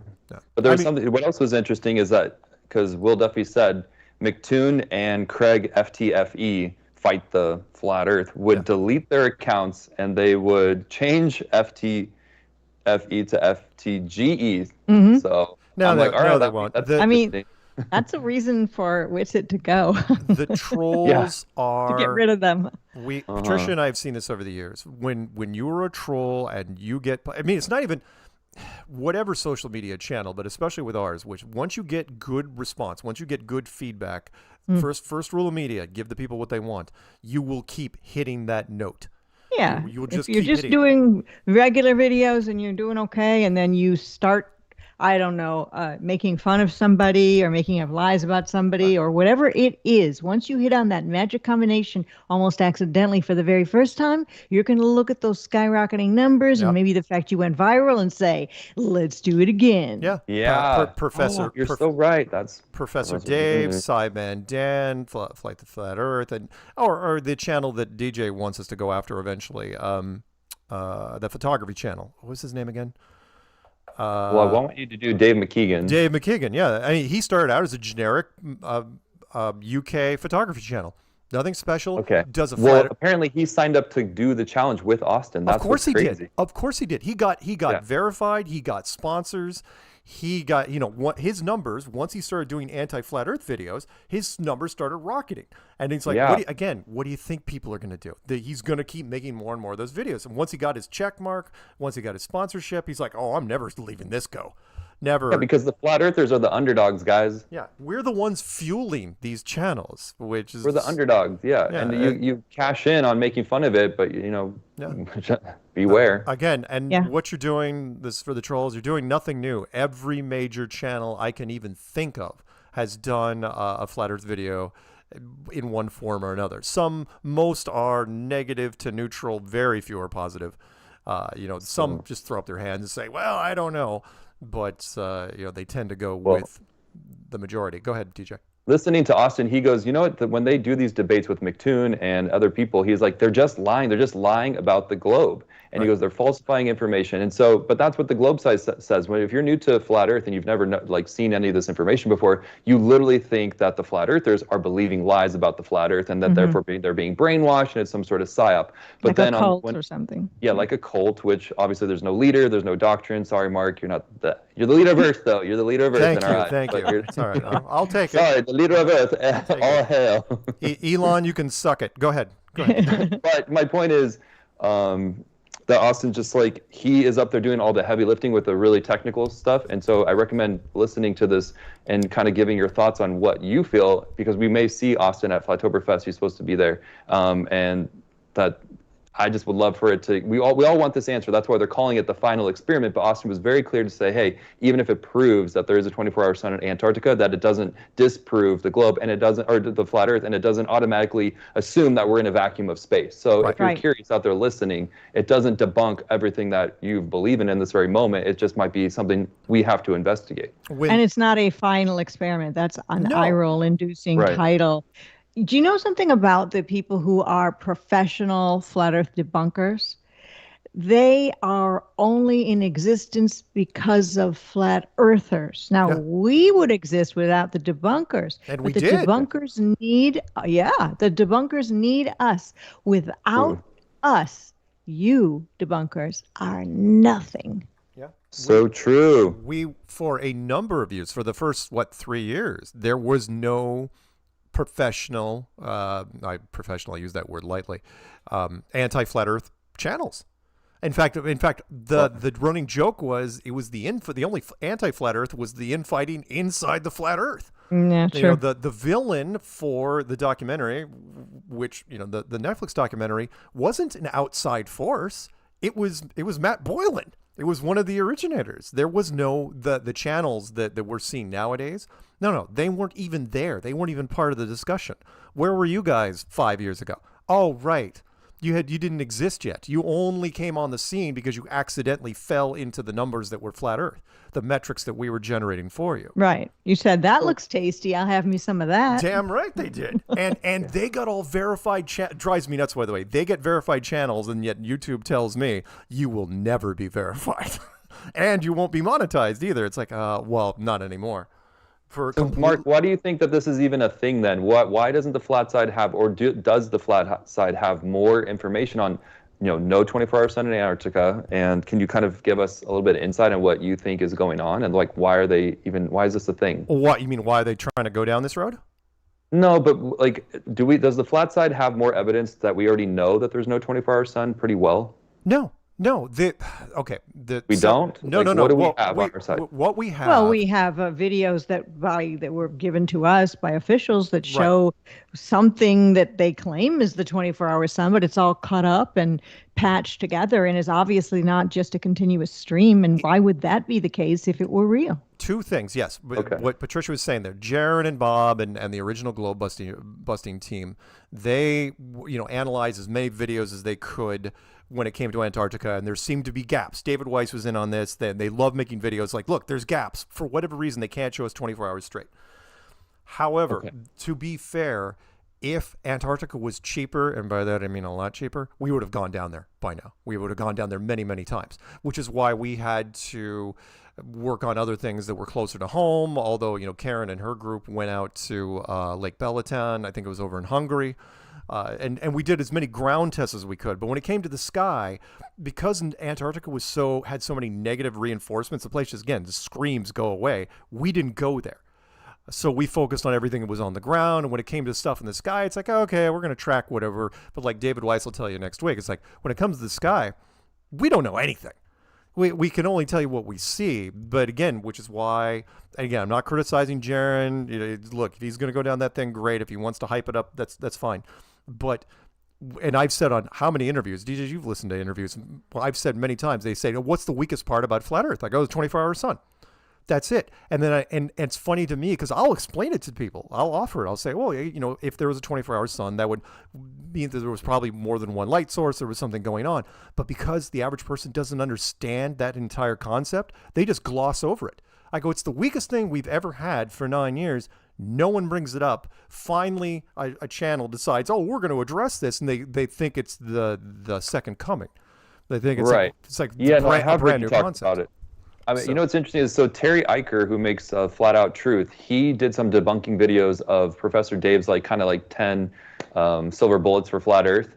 And so he goes into it and he shows actual footage of scientists in Antarctica. It was episode 2, if you're looking for it. It's called Debunking Professor Dumb Dave with Terry's voice. And he does an awesome job with actual footage of how they expect in Antarctica 4 months of darkness. So as I guess to help make everyone understand this a little bit more clearly, are they saying that there could be a 24-hour sun despite that time frame on the globe model, or what is going on there? They're saying, okay, for those of you who don't know, and again, the reason why it's not even in my top 10 list as far as proving the globe or disproving flat Earth or vice versa, is that the average person can't understand it. Which is the point is that if you're talking about some sort of flat disk, right, with one light source going above it, 24-hour sun in the Arctic Circle, that's easy because it's just a tight circle around a small area.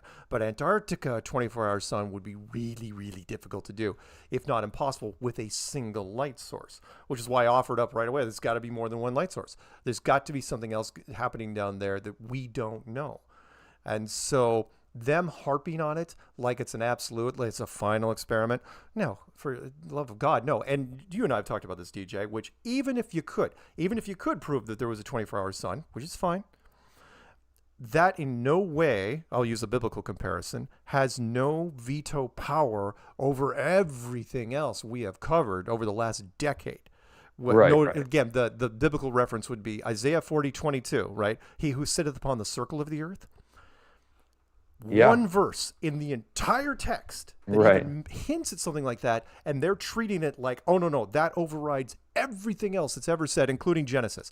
It's like, in what world? But circle and globe, like Rob Skiba has brought up, are not the same word. Not in the ancient Hebrew. Right. No, ball and sphere and globe are not the same. Well, and in fact, for the people who don't know what it could be, then it could be a reflection of light coming through the firmament and creating a reflection. Yes. There's options that we just don't know everything. Or two suns. I mean, heck, I'm not taking that off the table either. I'll give you one more. I mean, the Bible does say there's only one sun and one moon, so that's why I kind of pay attention to that lens, just in case it's accurate, because it's accurate on everything apparently, which is good news. So if there's a reflection of something, that could be a possibility. Right, that makes sense. Yeah. The two suns sounds out there for sure. I was always a big fan, although that new footage from that one lady who could not see it with her naked eye, but that camera, DJ, I showed that last week during the after show. Yeah, with the two suns. What she says are two suns. Yeah. Well, it was showing double lens flare, and that's she weird. could not see it with the naked eye. Of course, kind of tough to see it with the naked eye anyway. Yeah. If you guys want to look up some fun stuff, look up some interviews by Eric Dollard, Dollard. Brilliant cookie scientist who is way out there, but where is he now is a good question. Oh, I think he's still around, but he had some fantastic interviews. And one of the things he was talking, he was saying that the sun was basically a transformer and like a light bulb, and the energy was coming from somewhere else. Not like a big ball of fire, like no. He goes, there was no fusion. He goes, you only see fusion in the flares. He goes, and he goes, they were saying, what causes the light? He goes, I don't know. Nobody knows. They're just throwing ideas out there. I love that when scientists say, I don't know. Yeah, and he was really honest when he said it. So look up Eric Dollard's. There's one where he's sitting in a car, and it's wonderful. I also like the example of a magnifying glass. You guys have all seen it yourself. You take a magnifying glass with the sun, and you do that pinpoint of light. That pinpoint of light is brighter than you can even look at, and that is just a beam of light created from the sun. That's not the sun itself. Remember, that's down there. The sun is in the opposite direction. Technically, you've got two pinpoints of light that are in the same area doing the same sort of thing. So anyway. Well, we look forward to your 60-second clips on the sun and the moon, because I think a lot of people are curious what is the moon. But getting back to the sun really quick, and also this final experiment, I wanted to mention after listening to it that it seems like Austin is really confident that he's not going to see a 24-hour sun. So if I feel like if it was possible, then this would have been an easy one to debunk. So that one is why I think that. If I was going to go down, I've been asked to go to Antarctica numerous times by various people, and I've turned them all down, not because of the sun thing, because they wanted to do a final thing there. And I go, from a filming standpoint, anybody that knows anything about cameras, it's a nightmare to shoot, which is it's white against white against white. There's no definition. I go, you want to do a finale? I send them clips of the Salar del Uyuni, the Bolivian salt flats that get like a half inch of water, and it's just gorgeous. It's 100 square miles. But if it was me, I hate to say it, but I'd half expect that I wouldn't surprise me at all if there was a 24-hour sun. Because the reason, I mean, that they think that because at the north you can see a 24-hour sun pretty easily, that there's constant footage, right? I mean, that's the argument, that it should be equal on the south. Right. It should be equal on the south. However, physically, if we're talking about a pure physical one light source, you can't do it. You can't. It's too big an area. It's way, the inner circle of the dinner plate is way smaller. So much smaller. Order of magnitude smaller. And what's good to know, if you're curious out there, flat earthers, and you're going to look into this, hey, look into, like I said, Terry Eicher's video. He also explains the Gleason map, the AE map, and in that map, it does say that you will not experience sun past, I believe it was like the 80th south parallel or something, that you won't even see the sun. Right. So I found that interesting. It could be one of those myths that has been passed on for years and years. Excuse me. Sort of like the drains. Sorry, my voice is screwed up because toilets flushing the opposite. Flushing in the wrong direction, hemisphere. which we know is a myth. Because it just. But so many people believe it's true still. Yeah, well, how about those people like at the equator that they can like show you it flushing in each direction? Well, yeah, and again, the fact is and again, it's a great tourist trap thing where you move 6 feet to the left or right, and you can get to spin a different direction and go. Even if that was true, the spin, which is why I've mentioned time and time again the giant YouTube channel Smarter Every Day. For all you Globers, if that's your biggest globe proof, that is down the toilet, so to speak. So there's my absolutely. I mean, he did a thing with kids waiting pools, big waiting pools, simultaneous, where they did video recording simulcast in two different, one I think was in Australia, one was in North America, and they made sure the pools were completely settled. They were absolutely identical pools, and they had a center drain, and they, just to make sure they didn't disturb the water, they used eyedroppers with food coloring to make sure they knew exactly. And he goes, the spin was so incredibly gradual that it might as well not have been there at all. And so all that stuff, and the whole thing was because of the toilets. That the only reason he did that experiment. Now, was he a flat earther? No. In fact, the guy's Smarter Every Day is a massive NASA fan. He didn't understand what he was doing. It's like, oh, great. So there is no spin difference there. So he's not getting smarter every day after all. No, he's not. Anyway. Well, it's a cool thing. I think it's kind of exciting. It's getting people talking about flat Earth right now, and it might even trickle into the globe side. So again, it can't hurt anything. More arrows onto the bonfire. Right. But Will Duffy, if you're using this for your own personal gain, our message to you is, really check your conscience right now, because it's not worth it, dude. And Austin, you got our support 100%. And we just, like I said before, pray for his safety, pray for his family. Make sure you do it. If you do it, that he feels right about it. Oh yeah. And so Jaron is out. Well, we don't know yet. They're still trying to iron it out. But going to go without Jaron. The impression I got was when Jaron was talking was if they're trying to do pushback, and I've run into this with different people and different producers over the year. When it comes down to the money thing, Jaron's already drawn this line, which is no. I'm going. You're covering it. There's no fine print here. Right. He goes, I'm not signing. Jaron was never going to sign a contract where he would be on the hook for the money if fill in the blank here. He's never He's never going to. Austin's not going to do it either.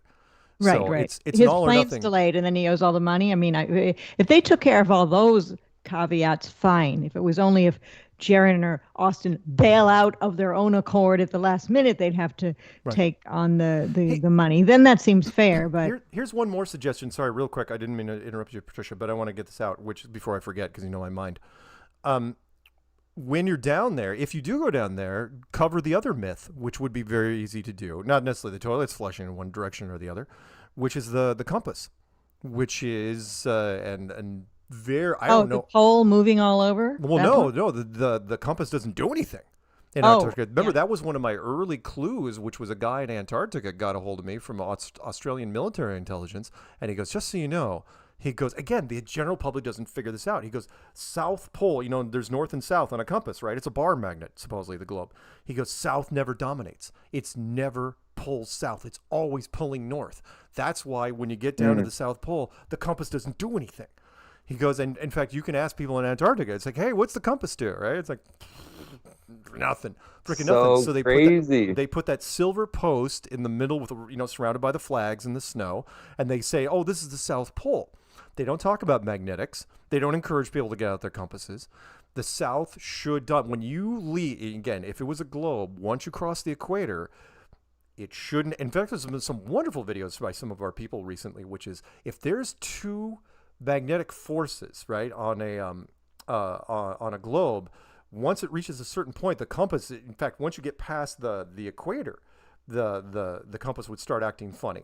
It would get you mixed readings. So in this case, and people must be experiencing that, so they kind of know. Maybe when they hear flat Earth, they're like, "Ooh, this is kind of creepy," because even they're working down in Antarctica. I wonder how much they think about, are we in space or not, or on a globe or not. But it's nice to know that these are kind of more proofs to push the flat Earth theory forward, because basically, what we're really saying is that the globe.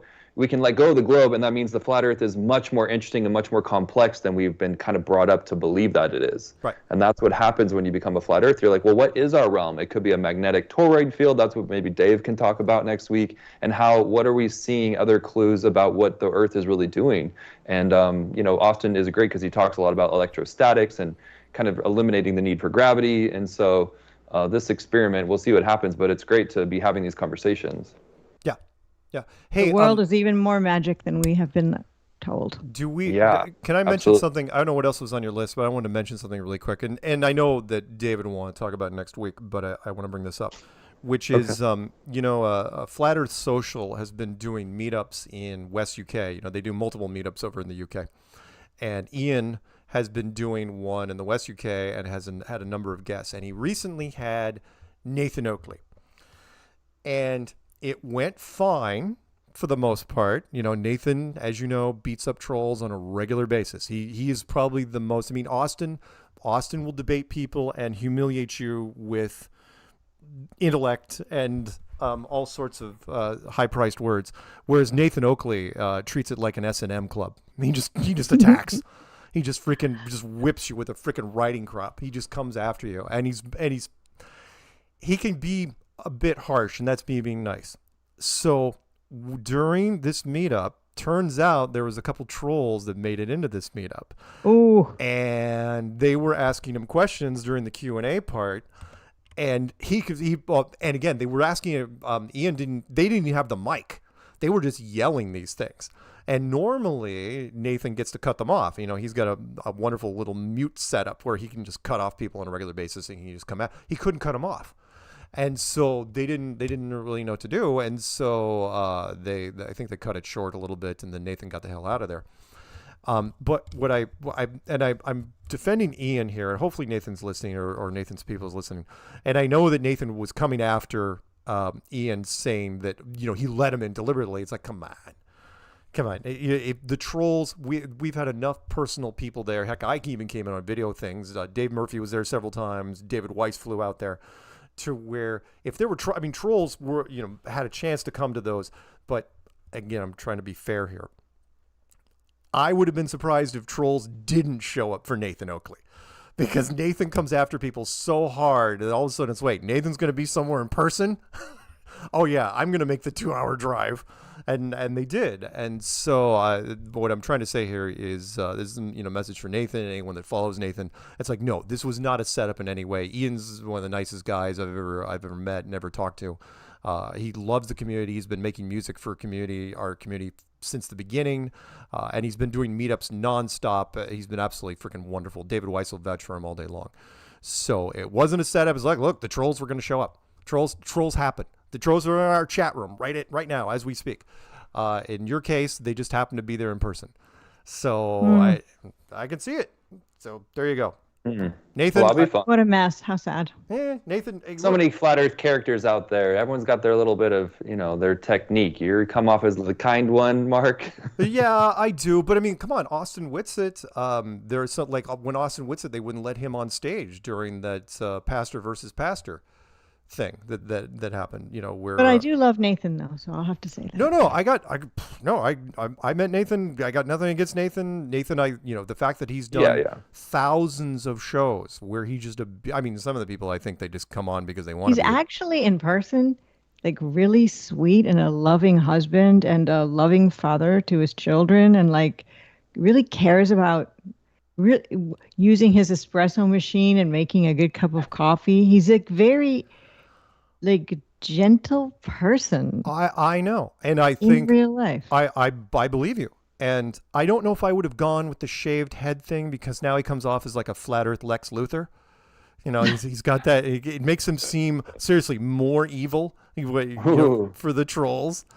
And that's not me being mean. It's just like, hey, but we need a kind of like a more forward flat earther, because people learn all different kind of ways. It might resonate with someone else versus someone else's technique. You never know. Yeah. And he knows his stuff. So hey, it is funny. It's just I have had friends send me things like, really, this guy, he's kind of an ass, and I'm like, well, you know, you would be too if the whole world is just laughing at you and calling you that you're being brainwashed and all these things. But when literally the flat side is like, guys, come look at this so we can pull you out of the matrix. Well, he also got positive reinforcement, which is the more he yelled and the more he berated people, the more the chat room loved it. Where, again, it's like, all right, I'm just going to keep doing it. And he just kept up. And again, what made it interesting for me to watch him over the years is he's done thousands of shows. So this reinforcement just got compounded every month, every year, until we're now. Again, I'm surprised there were trolls that didn't charge the stage at when he was doing the thing with Ian. Anyway, well, hopefully hey, that's what DJ's curious about this week. Every week we'll have something new. I have other things on my list, but do you want to get the callers? Yeah, go ahead. Wait, that's right. We were gonna. Well, give me one more, and then because Peanut's like, yeah, do we have any phone line things? We should probably look at the phone lines. So if you want to go to callers, then we can. No. Go ahead. You go ahead. Rattle off one more, and I'll look at the callers. Well, just kind of give us the 1 minute rundown of how did your Melodome trivia show go? Oh yeah. Oh right. Yeah. Well, Mark beat me in the Melodome channel trivia. The questions were way harder than either one of us anticipated, and we both appreciate being asked on the Melodome channel to do the trivia. But Mark did beat me, but that is what I predicted. Okay, first. Well, I saw you get some points on the board, girl, so good job. Yeah, Patricia got the first point, and no, for me, it wasn't about winning or losing. I mean, we had some nice banter, which was great. I'm a big fan of, look, I've absorbed so many freaking game shows and question things over the years for different things that you want to give. It's not that if you can answer the question, it's who can answer the question first. Right, you know, not necessarily that you're hitting buzzers, but there's a reason why people don't get. You could be the world champion. Oh, we're having some people video, don't get, audio. No, you're good. I'm looking at you. You look good. No, you are. Wait, what's wrong with me? You were glitching. Was I? I look fine. Don't I look fine? Peanut's nodding. He's saying fine. All right. This right here, Patricia. This is why we're not talking more. So no, there's a reason why in Jeopardy, for example, you don't see people just staring at the screen. No one gets stumped in Jeopardy. I mean, yes, there's some bad boards out there, but it's rare, super rare. They know who they're talking to and they know who they're profiling. So, again, asking me, Patricia's going to be way more kind than I am. I'm harsh when it comes to reviews. Which is like, look, if you're going to ask me, it's like, oh, hey, how many miles are in a light year? And you want me to do that in my head? It's like, what? What are you talking about? Why? It's like okay. Again, that's 720 million miles an hour times 24 hours in a day times 365. I'm not doing that in my head. You're like I can rattle it off that far. So again, I will use the quote for this, and other than that, it was fine.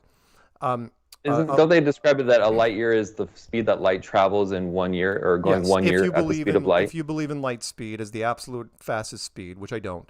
Oh my God, I know my globe facts. Yes, yeah, you're absolutely right. There was a thing that Einstein said, which I loved. I've kept this quote with me for years and years, which was when a reporter gave Einstein crap, because it's like, you know, how many feet are in a mile? Einstein didn't know. And he's going, what are you talking about? I know. How do you not know? It goes, and Einstein looks at him straight in the eye and goes, because I can look that up. Meaning, it's like, I don't want to worry about that crap. I'm not going to fill my brain with memorizing all this stuff. I'm not going to memorize the periodic table. I'm not going to memorize every calculus equation. I'm going to, memorize the theory. I'm going to go after the theory. I'm going to let my mind just freaking fly and then get it down on paper. So, well, when I didn't know an answer, I just guessed 33. So There you go. Hey, you win every time with 33. You're on a roll. It's like on the Scantron when you could judge A, B, C, or D. It's like usually it was C. It's like odds are good. But Yeah. There is one. I don't know if we picked up 470. We're looking for new callers still, by the way. Yeah, that's what I'm looking. Oh yeah, at. new For those of callers. you If you're on the who fence, call give a in. call in. Yeah, Let me please. see here. Can we do Rebecca? Can we do Rebecca? I'm going to Ford? pick up. You're not. By the way, you're not supposed to say her name unless. Oh, sorry. Yeah, it's all right. Wait, Rebecca. Oh, let me hang on. Her address is this. Her phone number is this. No. She lives on that's not what Sunnybrook it says. Farm. I read that wrong. It was Jessica. Sorry. No. You're fine. You're totally good. All right, 470. What do you got? Dazzle us. All right. Am I on? Is this for Rebecca? Yes. Normally I'd Yes, mess hi. with you, but I'm not going to Hello. take the chance. Go ahead. Okay, cool. So I had a quick question for DJ, Patricia, and you, Mark, as well. So my son is 18. He says he's 35% believing in the flat Earth, but he decided to tell everyone anyway. And so now he has his very first girlfriend, sweet homeschooler, Christian family. We're a Christian family. She comes over here for the first time yesterday for dinner so we can meet her. And so I'm thinking, like, oh goodness, like she must think we're so strange because he just totally beat us to it. Like they're flat earthers. They went to a conference. They went to the conference in Las Vegas last year. They're diehards. I'm like, oh shoot, like how should I help her cope? You guys look so cool. And so Go ahead. yeah, no, Dusty has a picture of this. He has a picture of this. I actually made a doormat and just had in big bold letters so she'd see it right off when she came to her front door. Flat Earth. Like You guys are couldn't miss awesome. it. Like especially and I'm like, let's just rip the Band-Aid off because I can't handle it. I just can't handle it. And like she laughed, she did. It kind of broke the ice. But I knew at some point, like when you start hearing flat Earth material from middle-aged people versus some goofy teenage kid, Yeah. it starts to get scary because it's like, what do you mean? Like you're this age and you're telling me this? Like, what do you mean you guys are professionals? You have jobs. Like, why are you telling me this? And I could kind of see her shift uncomfortably. I could see her like trying to cope. And I guess like any tips for like what's the shortcut to explain something to a 17-year-old girl about flat Earth that maybe my son neglected to mention? That was the question. Ooh, good question. Well, you could serve pancakes and Yeah, you could just be extra lovely, obviously. Nice And flat you are, luckily, you and your husband, your family are just lovely people and so welcoming. And I think that's what they're not going to remember what you say or do. They're going to remember how you made them feel. Right. So start with that. But I think Mark can actually answer that pretty well. I would say just kind of say, hey, we're not afraid to question anything, and we're looking at it through the lens of what if this isn't true. And also we take the Bible to be fundamentally correct in the sense of like, God told us the truth up front. So we're going to trust God's word over man's word in this moment. And yeah, we look different, but that's okay because our faith it's just made our faith way stronger. and So she's who can argue with Christian too, so that would be a really great way to connect. that? Yeah. I would also, if he hasn't done it already, I would forward him to, I'm pretty sure Rob Skiba's website's still up there, probably the best Christian website in our library called testingtheglobe.com, which is wonderful. He went through it. He let me know right after he did it that he went through the Bible with a fine-tooth comb. He goes, it's a flat earth book. He goes, here's all my bullet points. He laid it out very, very well. He's done wonderful videos on it. I would point her at that website first. Hopefully her attention span is better than the average kids. If they're goldfish, then we've got shorter videos. Again, that's why I've been working on my fast earth clues as fast as I can. Other than that, I hate to say it, but Patricia's subliminal thing wasn't half bad, which is only serve flat foods. So that you can kind of use that. It's like, well, this pizza that we're dining on, these waffles. Oh man. This pita bread. You could really roll with that if you wanted to. And draw. I mean, Oh my gosh. draw out a flat Earth map in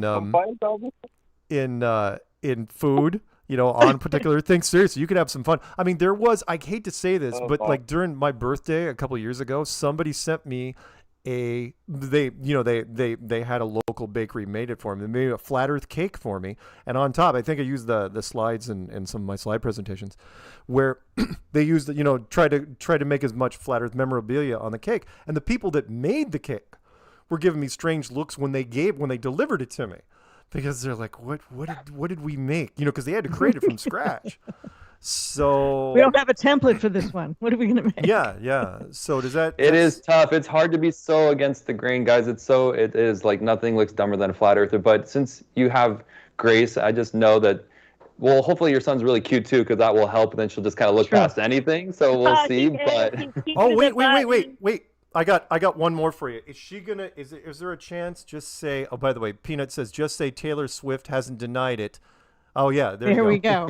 Taylor Swift hasn't denied flat Earth. If your son's young friend makes any little motions of denial about flat Earth, just say, "Okay, round earther." Oh, yeah, there you go. Yeah, okay. Wait, one more. Which is there a what's her first name, if you don't mind? Her first name is Ollie, and her dad is a college professor at the college where my son goes. It's a small Christian college, outside of Chattanooga.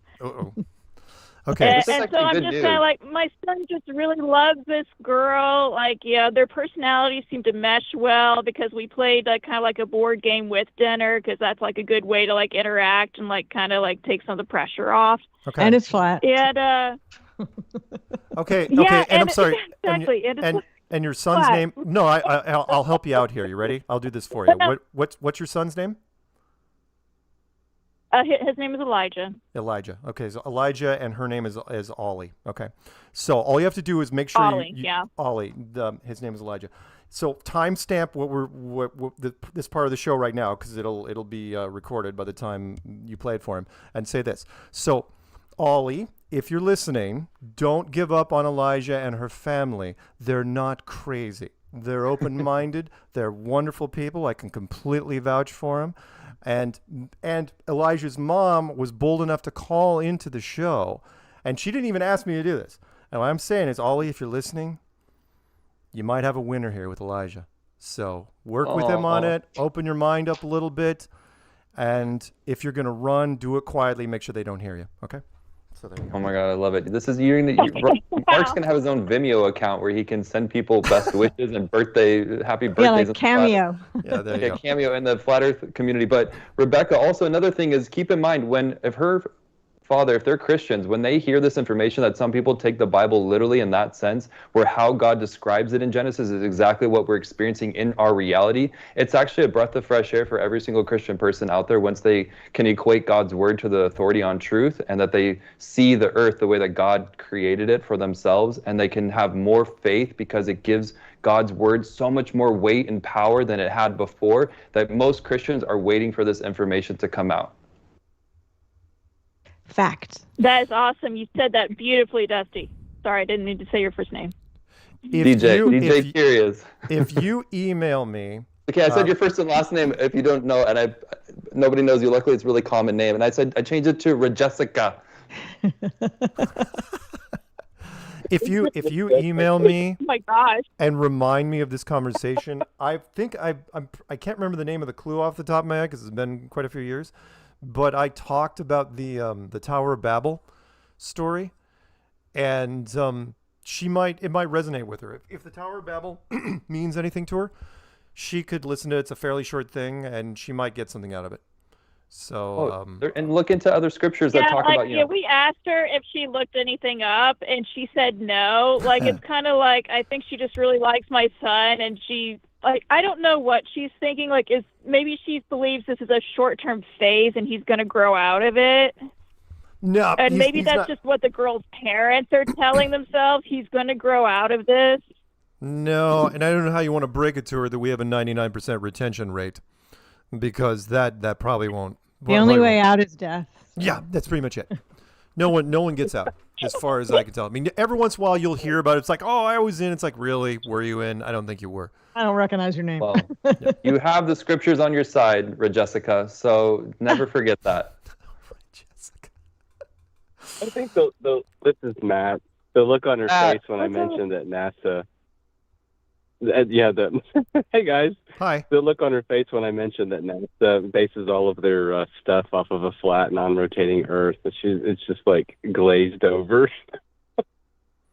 That poor girl. Oh my God, you guys are so funny. You're coming okay. up like the Addams family, but worse, the Flat Earth family. Oh, but it's okay. The glazed over look is. I felt like that. I did. Like she must think we're such freakazoids. No, just. Well, I get. Well, okay, all right. One last thing because we got to wrap up the show here pretty soon, which is the one key I want to mention to you. If you're gonna go down this road with her, don't mix in other conspiracies real fast like a cookie Right. recipe. No, I already thought of that. I did. Don't do 'Cause that. then we sound like we're just totally paranoid. Well, yeah, you'll overwhelm them. I mean, flat Earth, as you know. I mean, again, treat it no different like a whole bunch of drugs. Flat Earth is fine on its own. You do not have to mix it with other things. You absolutely do not. Flat Earth. So good. Oh my God, Mark, you do give great advice. Well, no, it's true. Pure uncut flat Earth. Yeah, you don't want to mess with that. You don't turn it into a conspiracy cocktail. It just see what you've watched people. Again, if she gets glazed over with that, it's going to take her a while to come out of it. Anyway, anything else we can do for you? No, I think that's about it. I think I got what I needed. That was really cool. Oh, good. And Thank don't forget you for calling. Don't forget the timestamp. And Ollie, again, not crazy. Absolutely not crazy. It's beautiful. It's not crazy. You're the best. It's okay, All everyone. right. It's okay. Thank you. Bye. Bye. All right. Have a good one. Like we said at the first international conference together in a group, we're not crazy. Yeah, that was. Oh my God, Patricia, you screaming in the hangar at NASA, going, "The Earth is flat." I'm behind the curve, lives rent free in my mind now. I'm just like, that woman is so brave, so cool. Well, we were so lucky at that point, and I know we got to wrap this thing up. We were so lucky at that point because when we were there, we were literally the only people there. It was the perfect time to shoot, and we got almost everything done before a little group came through. And but again, it made it look really bleak when they were in there. It's like, yeah, this giant rocket, the Apollo program rocket, the Saturn rocket, lying there, nobody there in this abandoned, building, supposedly. Even the entry door was just some nondescript random metal door. Yeah, just some door. We had no idea. We had no idea what we were doing. We just opened. It's like, holy smokes, we're actually in here. It was such a perfect production value. Hey, anyway, we gotta wrap this things up. So and before I say goodnight to you guys, any closing remarks? Anything, DJ, you want to get off your chest? Yes. So next week I'm curious about the Antarctica 24-hour sun. So chat or viewers, post in the comments any links to stuff that you think would be great for us to go look into, material, whatever evidence you have. So that is a call to action to our viewers to help us debunk that. And thank you so much. Patricia, you got any parting shots? Nothing really, but there will be a link in this video after it makes its way to YouTube to my channel. It's a small little channel, but it's trying to make a go of it.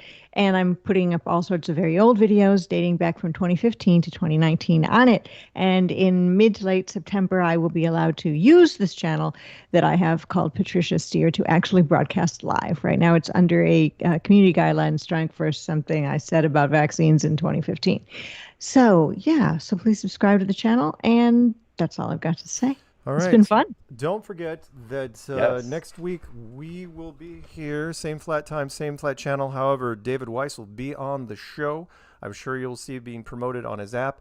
If it's not promoted on his app, David, I will install more cams in your house until you start promoting it, and then it's going to get ugly. So, and for those old timers, I might just kick David Weiss off the show. And if you know what I'm talking about, you know. If you don't, you're puzzled. But if you know, Patricia and David, they've never really gotten along that well. No, sorry. That's not. I mean, he's not easy to deal with. And add DJ Curious on social media. I'm posting all of Mark's 60-second clips as well as other Flat Earth material. And I say goodnight, Mark. Thanks to Peanut and Zulu One for simulcasting, and everyone in the live chat. All right. Say good night. Patricia, ladies first. Good night.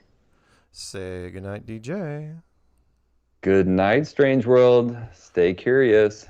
All right. We're going to run the show end, which I really haven't. No, I actually tightened that up a little bit. So we're going to run the drum thing right about now.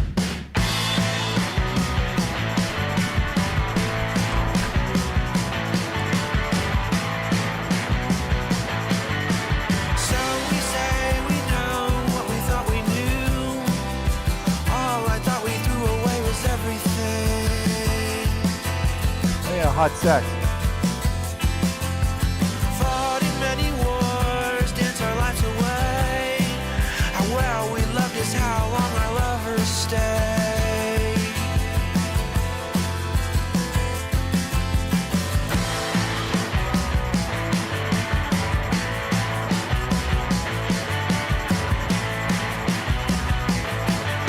They say that Mars is close as it's ever been,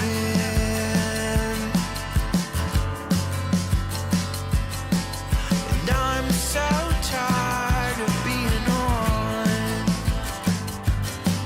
the ropes again.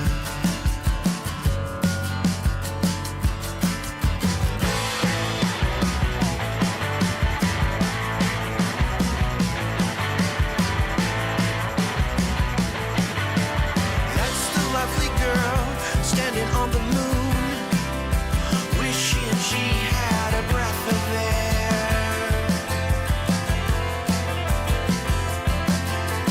That's the lonely boy standing in the room, a solo game musical chair.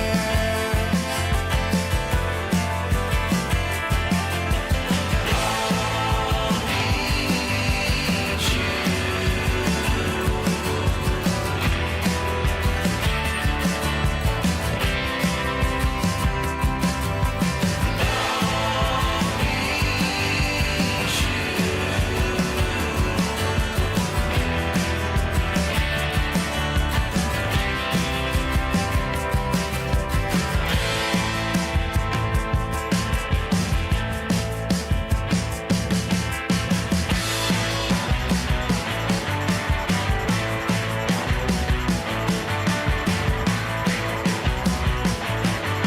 They say that Mars is close as it's ever been.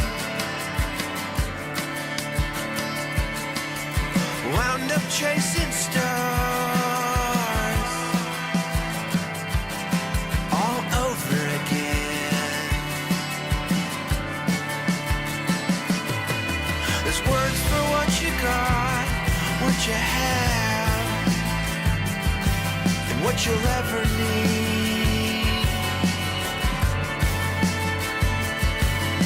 There's love so many nights, so many nights, so many ways to believe.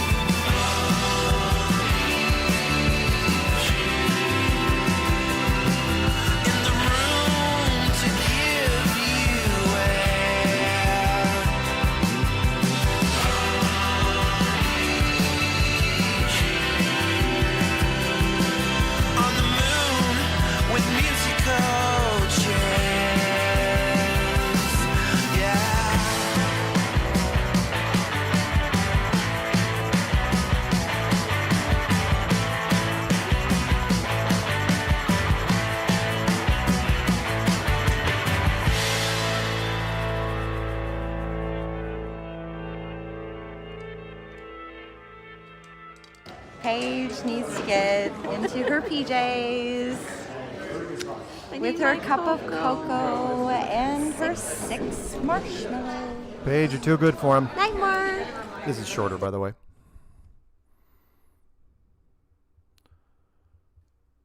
So there's no poltergeist. You just go straight into Karen, which is quick. Mike Jack. Jack. You realize it's the same link every week. It never changes. Yeah, I know. I should paste it somewhere, I think. And this is short. This is only a few seconds, and then goes straight into the dog. Yes, it is my face. Much heavier. I can hear DJ. I did get rid of poltergeist. You did?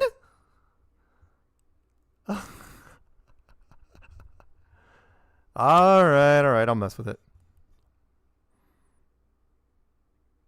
Well, there were some people.